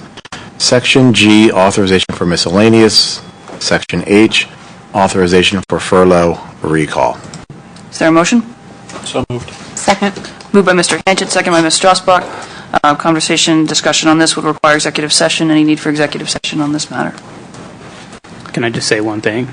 Sure. Has nothing to do with personnel. I just want to acknowledge Jim Clausen's work for as the curriculum director and director of federal programs. Mr. Clausen was the consummate professional, worked his butt off to do a lot of stuff, and I really appreciate working with him on the board. So, absolutely, well said. Second that. I have a different comment. By all means. This includes a request for Natalie Kiro, who wants to participate in an international teaching program, and she wrote us a really lovely letter about, I think she's going to Russia. Is that correct? Romania. Romania? Great. And assuming this passes, of course, we wish her well, and we look forward to what she shares and brings back. Absolutely. Any other comments? Okay. Seeing none, we'll take the vote.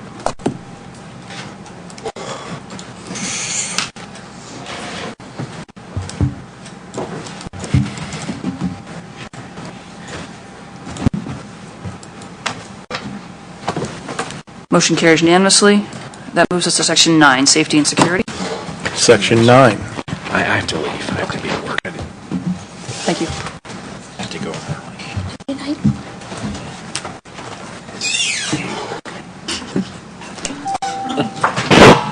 Thank you, Mr. Hanchett. Okay, safety and security, 9.1, we seek permission to approve the agreement between the Woodland Hills School District and Borough of Churchill for the purpose of SRO services. Is there a motion? So moved. A second. Moved by Mr. Belmont, second by Dr. Hildebrand. Any questions or discussion? Okay, seeing none, we'll take the vote.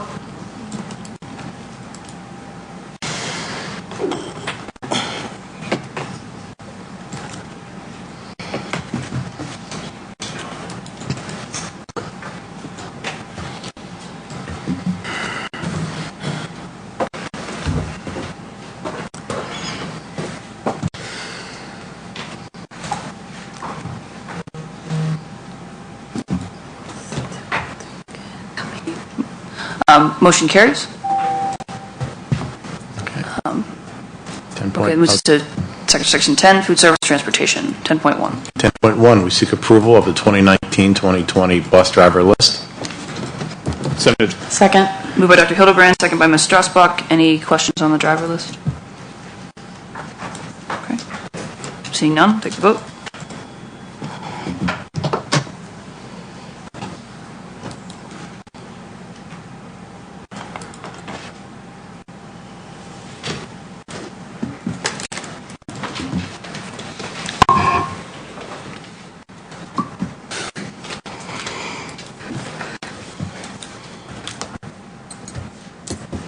Motion carries.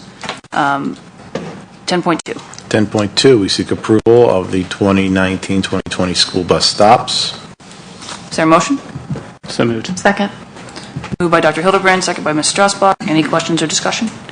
Yeah, I have a question that I never thought about until this year. So, if we use PAT authority buses, we list all the which buses, the stops get listed on here. Are they just yellow buses, PAT buses, whatever? Just yellow buses. Yellow buses or unlit and lit vans. The buses we control. Okay. These are our stops. We don't control Port Authority. Well, the only reason I'm asking, so at the time that this was presented, Oakland and Central were on this list, and we were not busing to those schools. We updated We are, that well, today. Okay. Maybe I looked at it after today then. But are we busing yellow? Are we sending yellow buses to Propel Braddock Hills? Yes, we have elementary, primary. Oh, right. middle Okay. school. I'm just curious what's on there and what's not on there. Okay, but yeah. The elementary is listed different than high school on the list. Anyway, all right. I was just curious what things we had to put on there and didn't have to put on there. Any other questions? The high school is still listed on here. Seeing none, vote.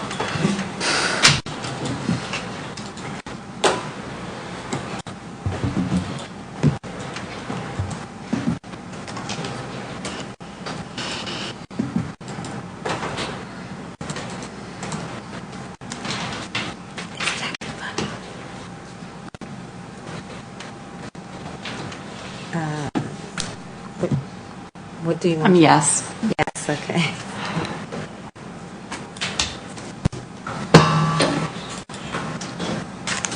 Motion carries. 10.3. 10.3, we seek approval to purchase a 2019 Chevrolet Silverado 2500 HD pickup through CoStar's vendor C. Harper Fleet Department at a cost of $32,210.63, budgeted from general fund. Is there a motion? So moved. Second. Moved by Ms. Strassbach, second by Dr. Hildebrand. Any questions on this purchase? This truck's going to be for scraping and salting. We're going to put the plow on top of this. Plow on it, yes. Okay. Will that be the only vehicle with the plow, or will No. it kind of? The whole fleet basically plows. Okay. There are, we have a majority of trucks equipped with plows. So, Any other questions? Seeing none, take the vote.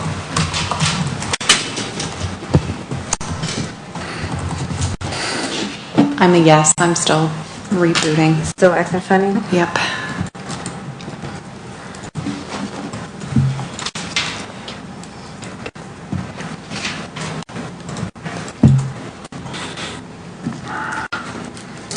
Motion carries.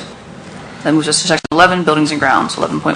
11.1, we seek authorization to make emergency repairs replacement not to exceed $40,000 of the fire alarm system at the Woodland Hills Intermediate School that was damaged due to a power outage from General Fund 10. Is there a motion? So moved. Second.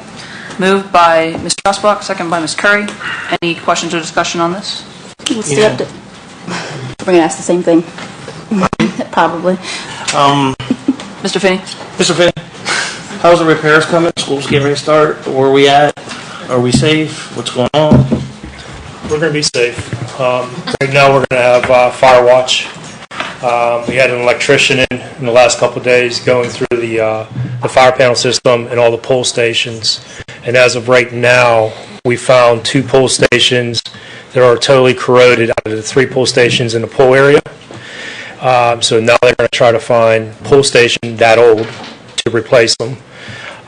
So we're hoping to have something within the next couple of days what that cost is going to be. So the cost is not even going to be close to $40,000 as of right now. Is or isn't? Is not. Okay. So How long do you think, what's the estimated time to repair? well, the repair is going to be easy. It's just locating 2 pull stations to match what we have currently in that building. That's going to be the task. Okay. So I'm hoping within at least a week, 2 weeks at the most. It's already so hot in there. My question is, how soon will we have an update from the insurance? We're assuming they're going to cover. As soon as we get the total cost. Total cost, get the total cost and a job completed. It depends what policy it goes under. If it goes under the equipment, it'll be a $7,500 deductible, which we won't meet. We'll have to. No. That. The other is the a $25,000 deductible. Oh. So yeah, we probably won't get anywhere near insurance, but the claim is filed in case something Big. big. Can we include the expense for fire watch? Probably I can. I mean, we have several employees, 24 hours. Well, it won't be 24 hours. It'll be the off hours because we have people will be in a building. From what I understand, if the building is manned, it's fire watched. So the only extra time is the overnight time? Yeah, The third shift? Yeah, when they're That's different. third shift and weekends. That's not what we discussed last week. Well, that Mr. Finney? So while school's in session, we have 2 security guards already in the building. We also have custodians that are walking the building. That is permitted as fire watch. Okay, gotcha. To report to the front office if anything happens. Now, my last custodian is out at 11 p.m. Monday through Friday. We will have a security guard there from 11 p.m. until 6:30 a.m. when my head custodian comes in. And then weekends we will have a rotating security guard. You will have 3 guards on Saturday, 3 guards on Sunday, 8 hours each. Gotcha. Thank you. So we're hoping it doesn't last too much longer than 2 weeks. That's our goal. That's my goal.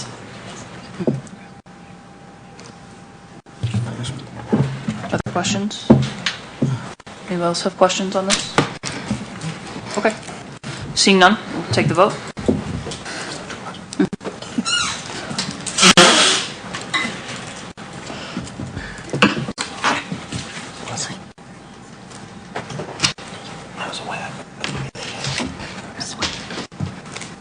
Motion carries. That moves us to 11.2. 11.2, we seek approval of outside organizations to utilize district facilities. Is there a motion? So moved. Second. Moved by Ms. Strasbach, second by Dr. Hildebrand. Questions or discussion? Mr. Finney, I believe you have an issue on this.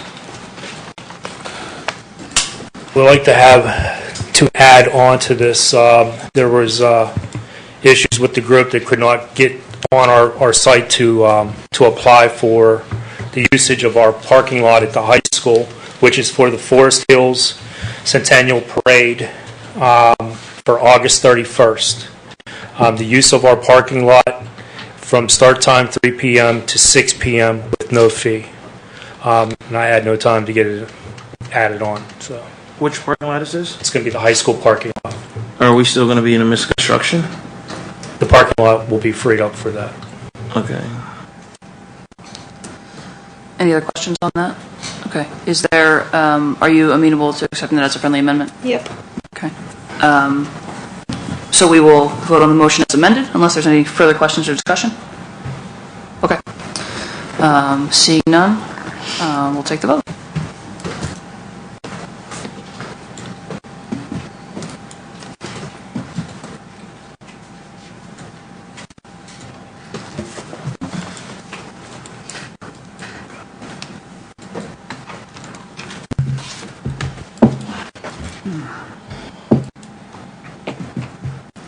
I'm sorry, I didn't see the result, Ms. Hawthorne. On 11.2.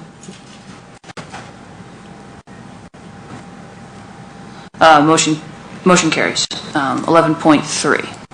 11.3, we seek approval to award BC Electric to replace all single-head pole fixtures and dual pole fixtures at Turtle Creek Elementary Steam Academy with new LED flat panels fixtures at a low bid of $8,800 from the General Fund 10. Is there a motion? So moved. Second. Moved by Ms. Strassbach, second by Dr. Hildebrand. Any questions or discussion on this? Just a quick one. So this is just going to be the top part of the pole, because I know they're all pretty busted. Yes, all the tops will be totally replaced. The existing pole to the ground will remain the same. Okay. And that covers the whole... It's going to brighten that place up like you wouldn't believe. Yeah, it's dark. Okay. Any other questions on this? Okay. Seeing none, we'll take the vote.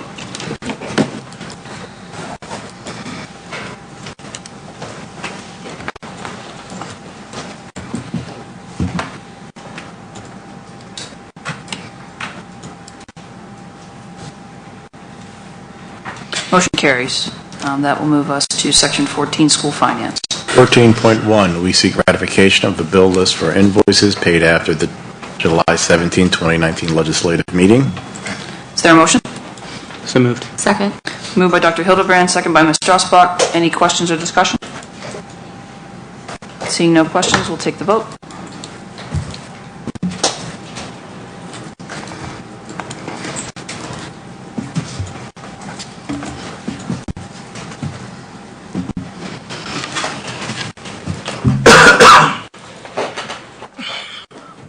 Motion carries. 14.2. 14.2, we seek approval of the August 2019 bill list. Is there a motion? So moved. Second. Moved by Ms. Strassbach, second by Dr. Hildebrand. Any questions or discussion? Seeing none, we'll take the vote.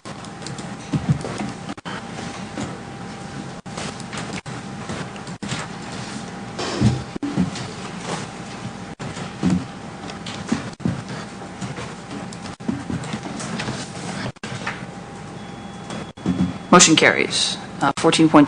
14.3, we seek the acceptance of the July 2019 fund financial reports and student activity reports for informational purposes. Is there a motion? So moved. Second. Moved by Dr. Hildebrand, second by Ms. Strassbach. Any questions or discussion? Seeing none, we'll take the vote.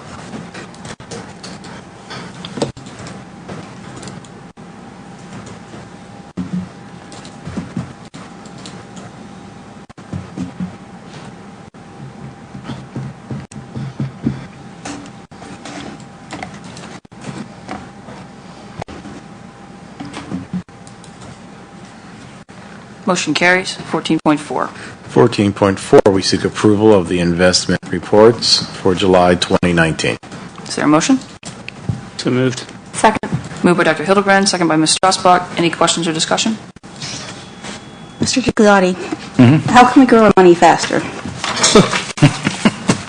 That's about as fast as we can grow it right now. The CDs mature November and October. Is there, I don't know, better rates we can get? Have you researched any of that? Well, the rates are dropping right now. Yeah. So when these come due, they're staggered to come due when we project to need the money to pay the project. So What if you did If something any- like, just, obviously more money you have for the investment, the more we'll make back. What about doing like one lump of the 700,000? Would that work? What are you? Like, because he has 3 different CDs here. I can't buy. You can't.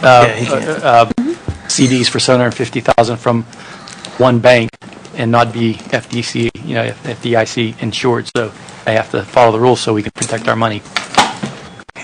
Well, can you think of some I ideas? mean, that's why I opened up the investment policy to include Act 10 investments, because we can get a little bit more money there, and we have our money sitting in those accounts to help get more. Okay. I mean, whenever money's available, we have, we're tying up in investments. Okay. Any further questions? Seeing none, take the vote.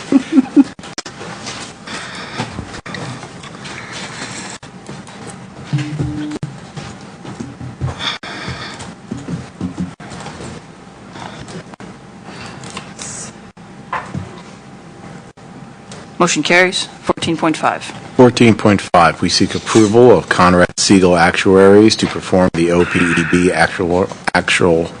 actuarial services work related to GASB 75 audit reporting requirements at a cost of $7,775 from the General Fund 10. Is there a motion? So moved. Second. Moved by Ms. Strasbach, second by Dr. Hildebrand. Any questions or discussion?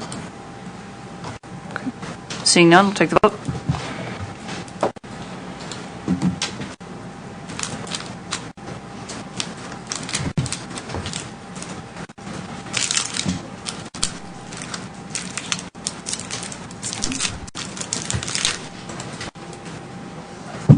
Motion carries. That moves us to section 15, Superintendent. 15.1. 15.1, we seek permission to accept the MOU between the Woodland Hills School District and Vision to Learn to facilitate the provisions of vision screening, vision examinations, and related services for students in the district using a mobile vision clinic. Is there a motion? So moved. Second. Moved by Ms. Strasbach, second by Ms. Curry. Any questions or discussion? Seeing none, we'll take the vote.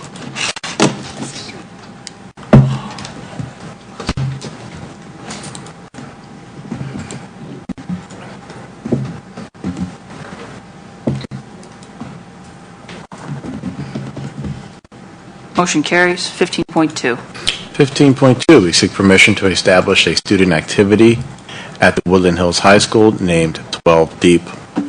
Is there a motion? So moved. Second. Moved by Ms. Curry, second by Dr. Hildebrand. Any questions or discussion? Yeah, so I'm all in favor of this, the concept of this, but this application is pretty basic, incomplete. Yeah. And I don't believe that the advisors are listed as leadership, or should be listed as leadership.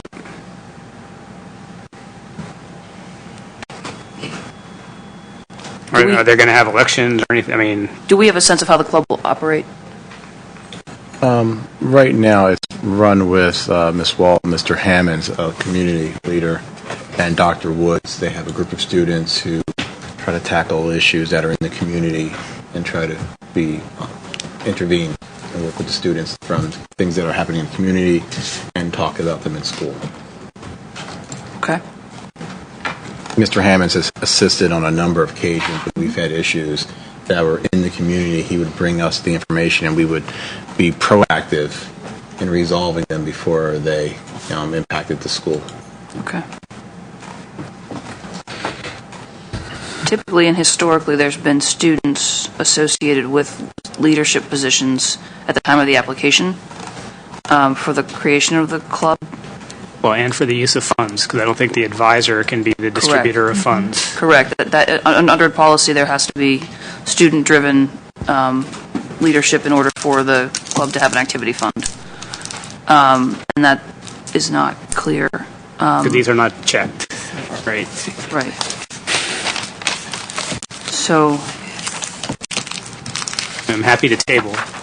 Okay. Until they want to. We could table it because the students come back this week and That's next what week. yes. We could have a like better. I said, I have no problem with the organization per se. Okay.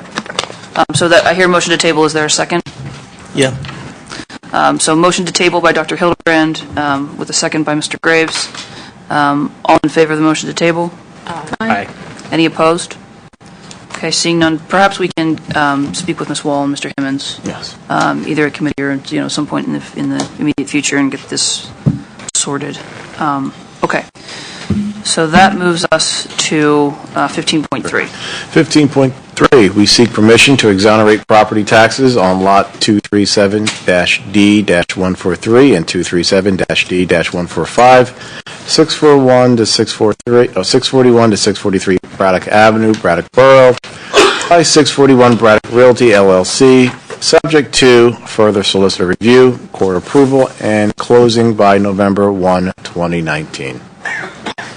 Is there a motion? So moved. Second. Moved by Mr. Belmont, second by Ms. Seligson. Any questions or discussion on this? Okay. Seeing none, we'll take the vote.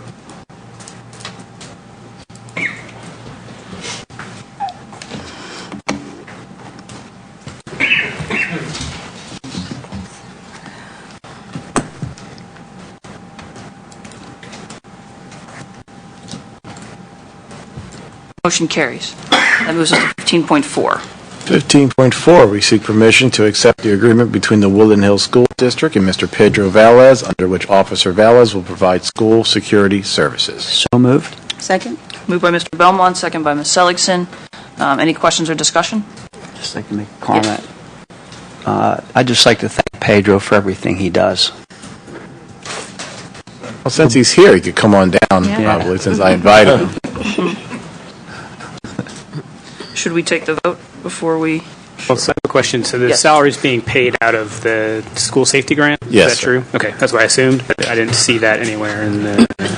Okay. Any further questions or discussion? Pedro's awesome. You're a real-life superhero, and I appreciate you. Keep up the good work. Absolutely. I think we all feel that way. That's why I called you Captain America earlier. That's right. Well, I'm going to give him a rougher time. Thank you. Is there any further discussion or comment or praise for... You haven't seen the video. Seeing none, we'll take the vote.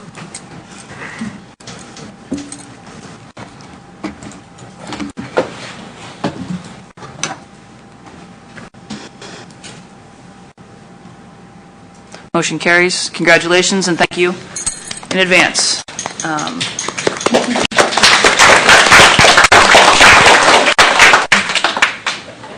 15.5. 15.5, we seek approval of the 2019-2020 Woodland Hills School District organizational chart. Is there a motion? So moved. Second. Moved by Ms. Strasbach, second by Dr. Hildebrand. Any questions or discussion? Okay, seeing none, we'll take the vote.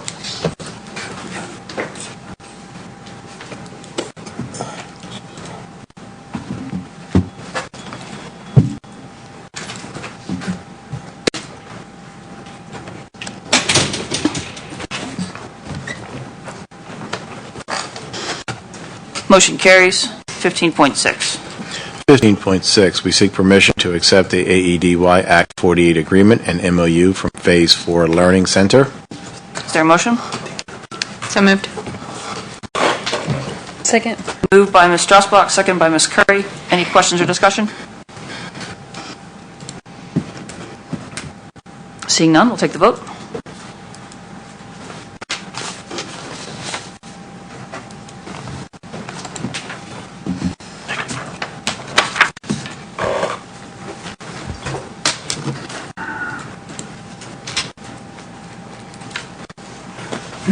Motion carries. That moves us to 15.7. 15.7, we seek approval to ratify the independent contract between Dr. Audrey Morell and the Woodland Hills School District for professional services. Is there a motion? So moved. Second. Moved by Ms. Strasbach, second by Dr. Hildebrand. Right. So, did I hear that correctly? Okay. Apologies. Any questions or discussion? I'll just mention that I heard very good things about Dr. Morell's speech last Friday, so thank you for bringing her into the fold. University of Pittsburgh. Yeah, good stuff. Good stuff. All right. Seeing no further questions or discussion, we'll take the vote.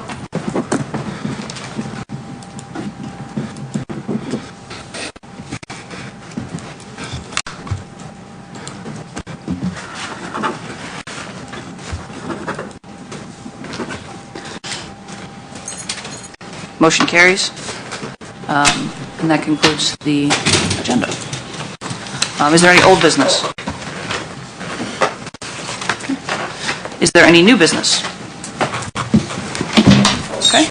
We have no reports, having had no committee meetings in July. However, we will have committee meetings next week in this building on Tuesday and Wednesday at 5 p.m. Please see the website for details about which committees meet on which evening.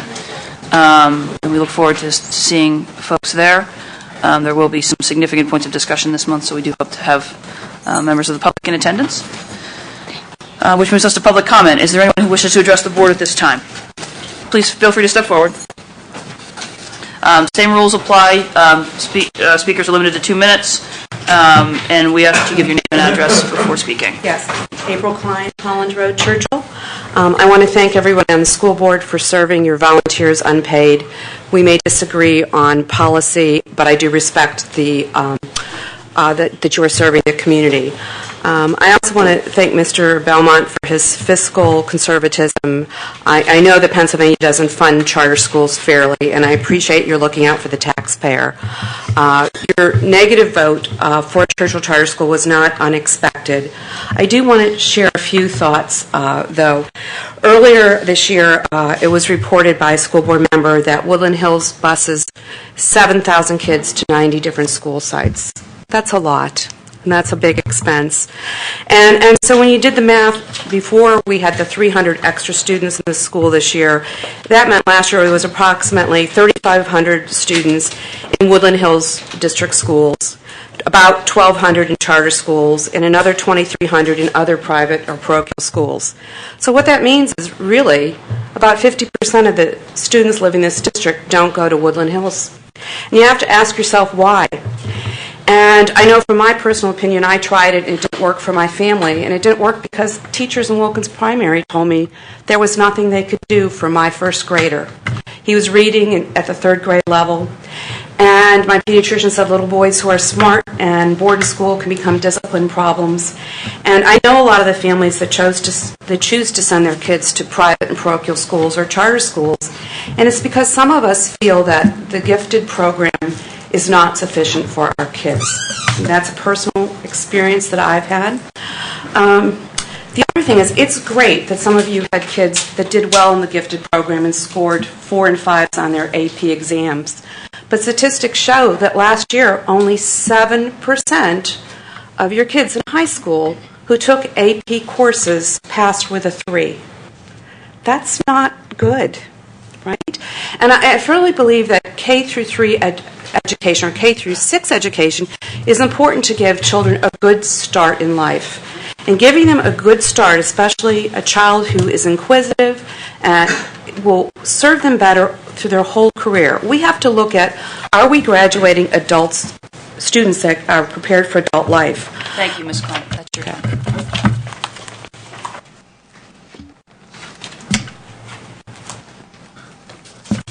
Good evening. My name is Matt Divelbus from Chestnut Street in Edgewood. I rise this evening as a frustrated father who should be home with his kids on the night before school starts. Instead, I'm here because my 2nd grader at Turtle Creek has no permanent teacher. He starts tomorrow with a substitute. This is a basic task of the district, arguably the most basic, to have teachers in place. The district has failed in this task. Worse yet, this is after the district has furloughed good and experienced teachers. Now, the district is in a search for a permanent replacement, I'm afraid, after the best teachers have been hired elsewhere. You're the Pirates. You've developed talent, you've given it away for nothing, and now we will have to get by with what is left. We know this is not a path to success. We learned of this teacher issue not from a communication from the district, but from strange looks we received at Community Day when someone asked who our son's teacher was. After we learned of this, I reached out to Dr. Livingston. I could not be more complimentary of Dr. Livingston. I spoke to her on Monday. I was not at my most pleasant, and I exchanged emails with her today.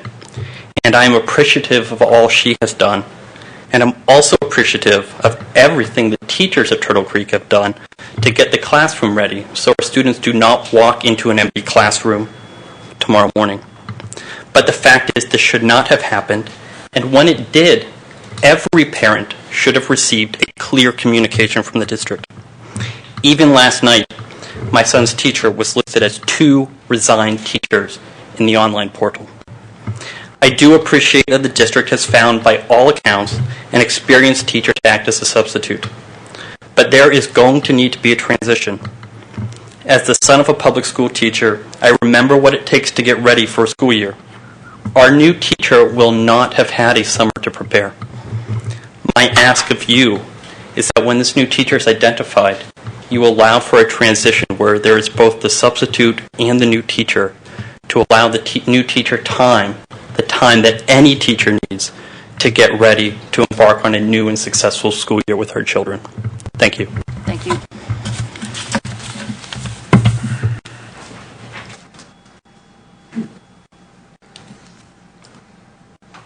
Hello again. I just wanted to make one more comment. I had a comment to make with Mr. Sorry, Graves. Dr. Mossy, can you give your address again? I apologize. Oh, I'm sorry. It's Judy Mossy, 130 Woodbury Drive, Sarber. And yes, I'm not from this area, and it really, I'm a retired school teacher, and I've moved on, and I've got grandchildren, and I really don't have a lot of investment here to see if this school actually opens or not. But what I do want to make clear is that when someone makes a comment about gifted children that I feel probably is a misconception, I just want to make something clear. I think that gifted students, by the way, and I'm not disrespecting you, Mr. Graves, but I do think that gifted children feel more isolated in the regular classroom than they do when they are segregated with their intellectual peers. Research says that they actually can achieve more, and they're happier, they're more successful when they're interacting at their level. It's when they have nobody to talk to and nobody to interact with on their own level, at their instructional level in the classroom, is when they really feel isolated. And it's not just one concept that they do or talk about because they're all gifted. Gifted children are just as diverse and unique as anybody else. And they all have different opinions and ideas, and they can learn from each other in a group discussion or any kind of activities that they do within that school. So I just wanted to make that clear. Okay, thank you. Thank you.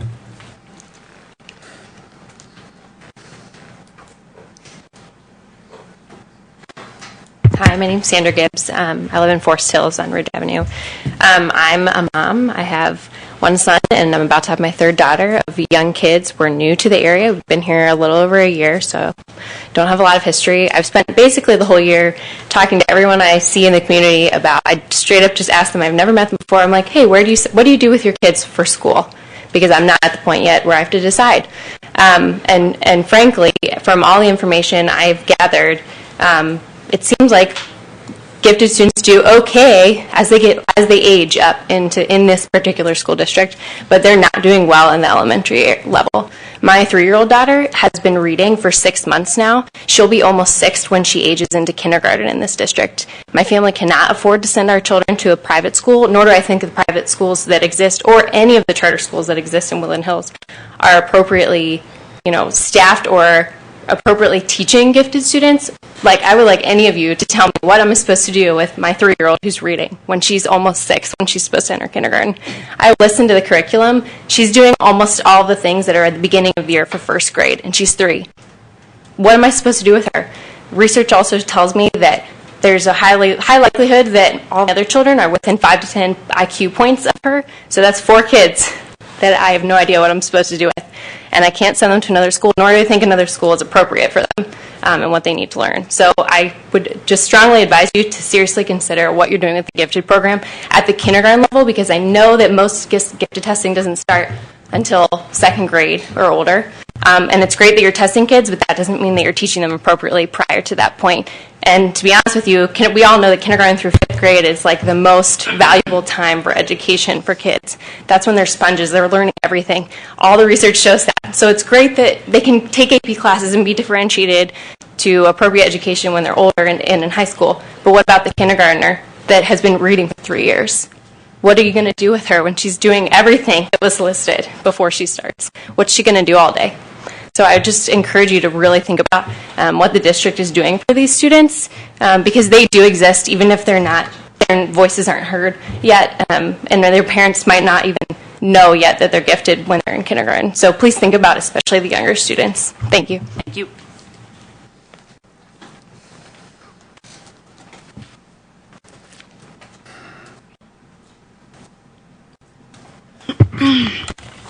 Good evening. Good evening. Darnika Reed, 134 Laniki Street, Wilkins Township. So many of the concerns that we heard tonight were impacted by finances. So all of our students, all the students in the district should have access to safe and reliable transportation. And the parent who came up and discussed her child having to catch the bus and her child has autism, that's actually pretty disturbing because they need those students need support, especially if they're just entering school. So my daughter tomorrow, because she goes to a charter school, will be on her bus for 3.5 hours. And on a regular basis, like daily, she's usually on the bus for about 2.5 hours. So that's the minimum. And I would like for her to attend school in this district, but the reading programs that she requires, we don't have in the district. And it will take us quite some time to do that. And the reason is because we need to get our finances in order. So I'm actually on the board of the Thomas Merton Center, and we do have a treasurer.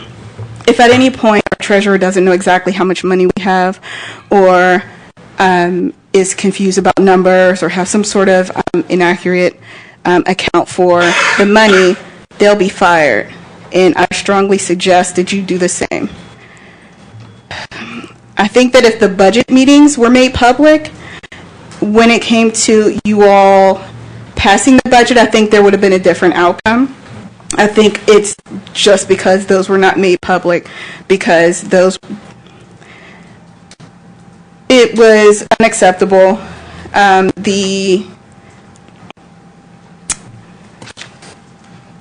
For the business manager to not quite understand what's going on, it's scary. Thank you, Ms. Reed. That's your time. All right. Anyone else who wishes to address the board?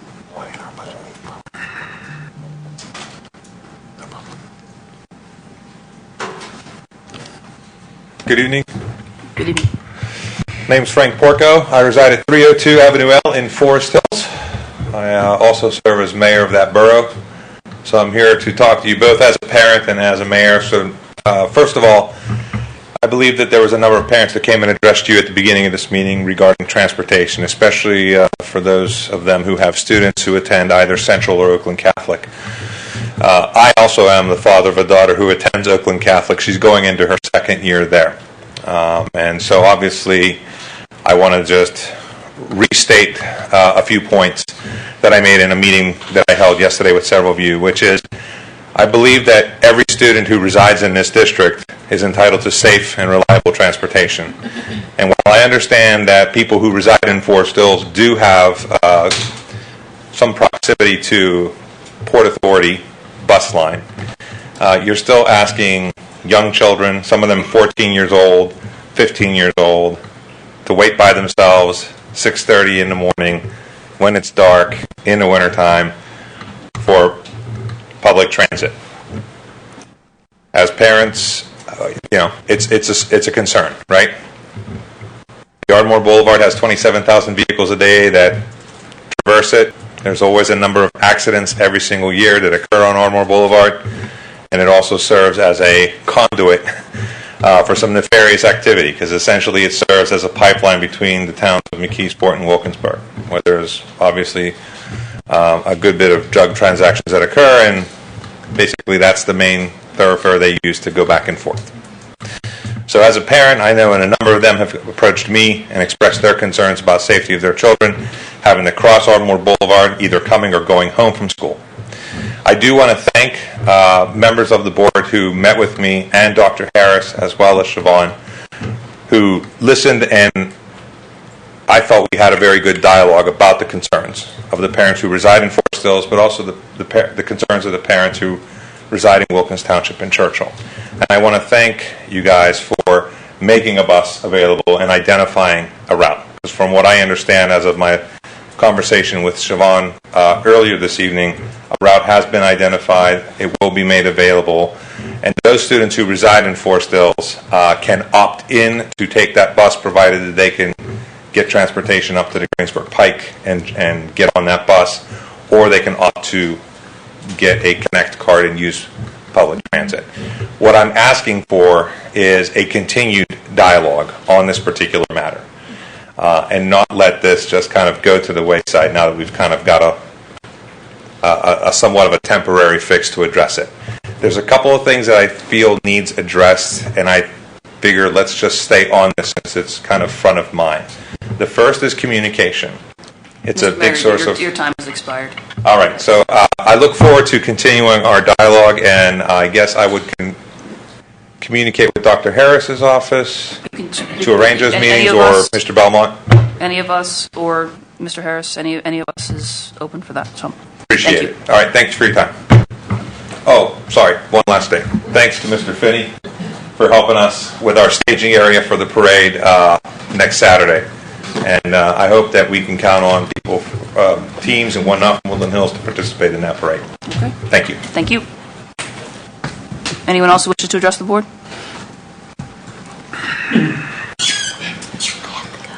Hi, my name is Tawana Denard, and I reside at 1170 Bridge Avenue, North Braddock. And I'm here because our Woodland Hills High School boys do not have a basketball coach. They have been without a coach for a few weeks now, and Coach Corsi has stepped up and took over the team. You know, he stepped up, he took the kids places, he trained with them, he worked out with them, and for the last couple of weeks they have no one. Coach Fred has stepped in, and he coaches with some of the boys, but not all of them. And the boys don't have anyone. They can join AIU groups, which cost a lot of money, like hundreds of dollars. They can go different places, but they're far away. And Coach Corsi had really stepped in, you know, to be there for the boys. And y'all took him away, and we wanted to know why. Because now they have no one. Those questions will be answered after the meeting is over. After when? After the meeting is concluded. Okay. We can speak with you about that. All right, thanks. Thank you.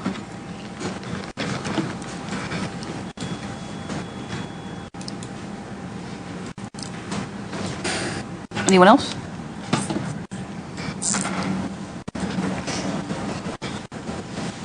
My name is Shawnice Hall, and I'm here for the transportation.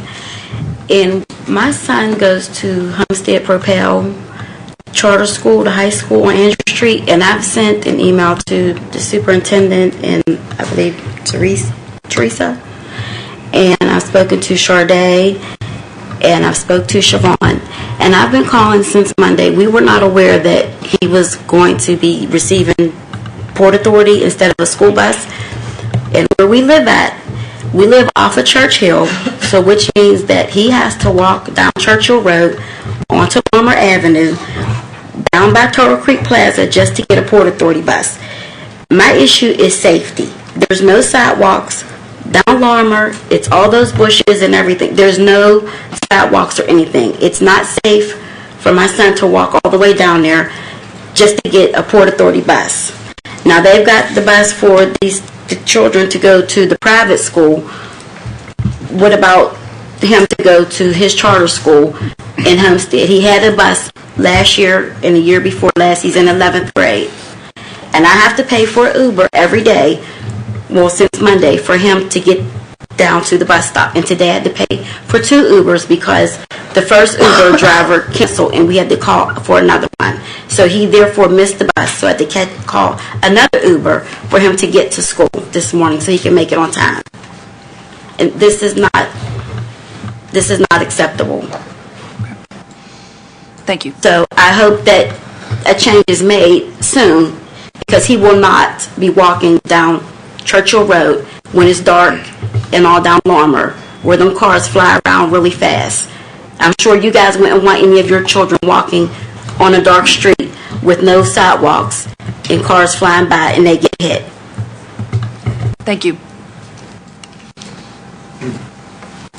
Anyone else? Hello, my name is Candace Hodge. I live in Wilkins Township. I realize that there are children who need to go to alternative schools for various reasons, and I'm not saying that that isn't completely legitimate. My children, I have 3 of them, they're all adults now, they all started in private school. My daughter graduated from a private school. She wishes she had gone to Woodland Hills.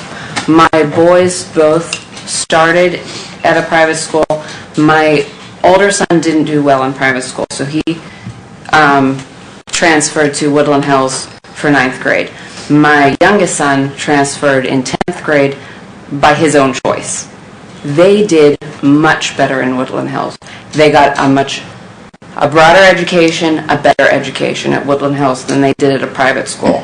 So I don't want parents to think that their kids aren't going to get a good education at Woodland Hills. I know that different people have different opinions of the school district, and that's okay. But a private school is not the only place you can get a good education. My boys are proof. I just took my son to West Virginia University on Saturday for his first year of actual university. He did 2 years at community college, and he's in an engineering program. He has scholarships. He is doing wonderful. He is a Woodland Hills graduate. So I don't want people to think that Woodland Hills is not a good school to get an education. It is. Thank you. Anyone else?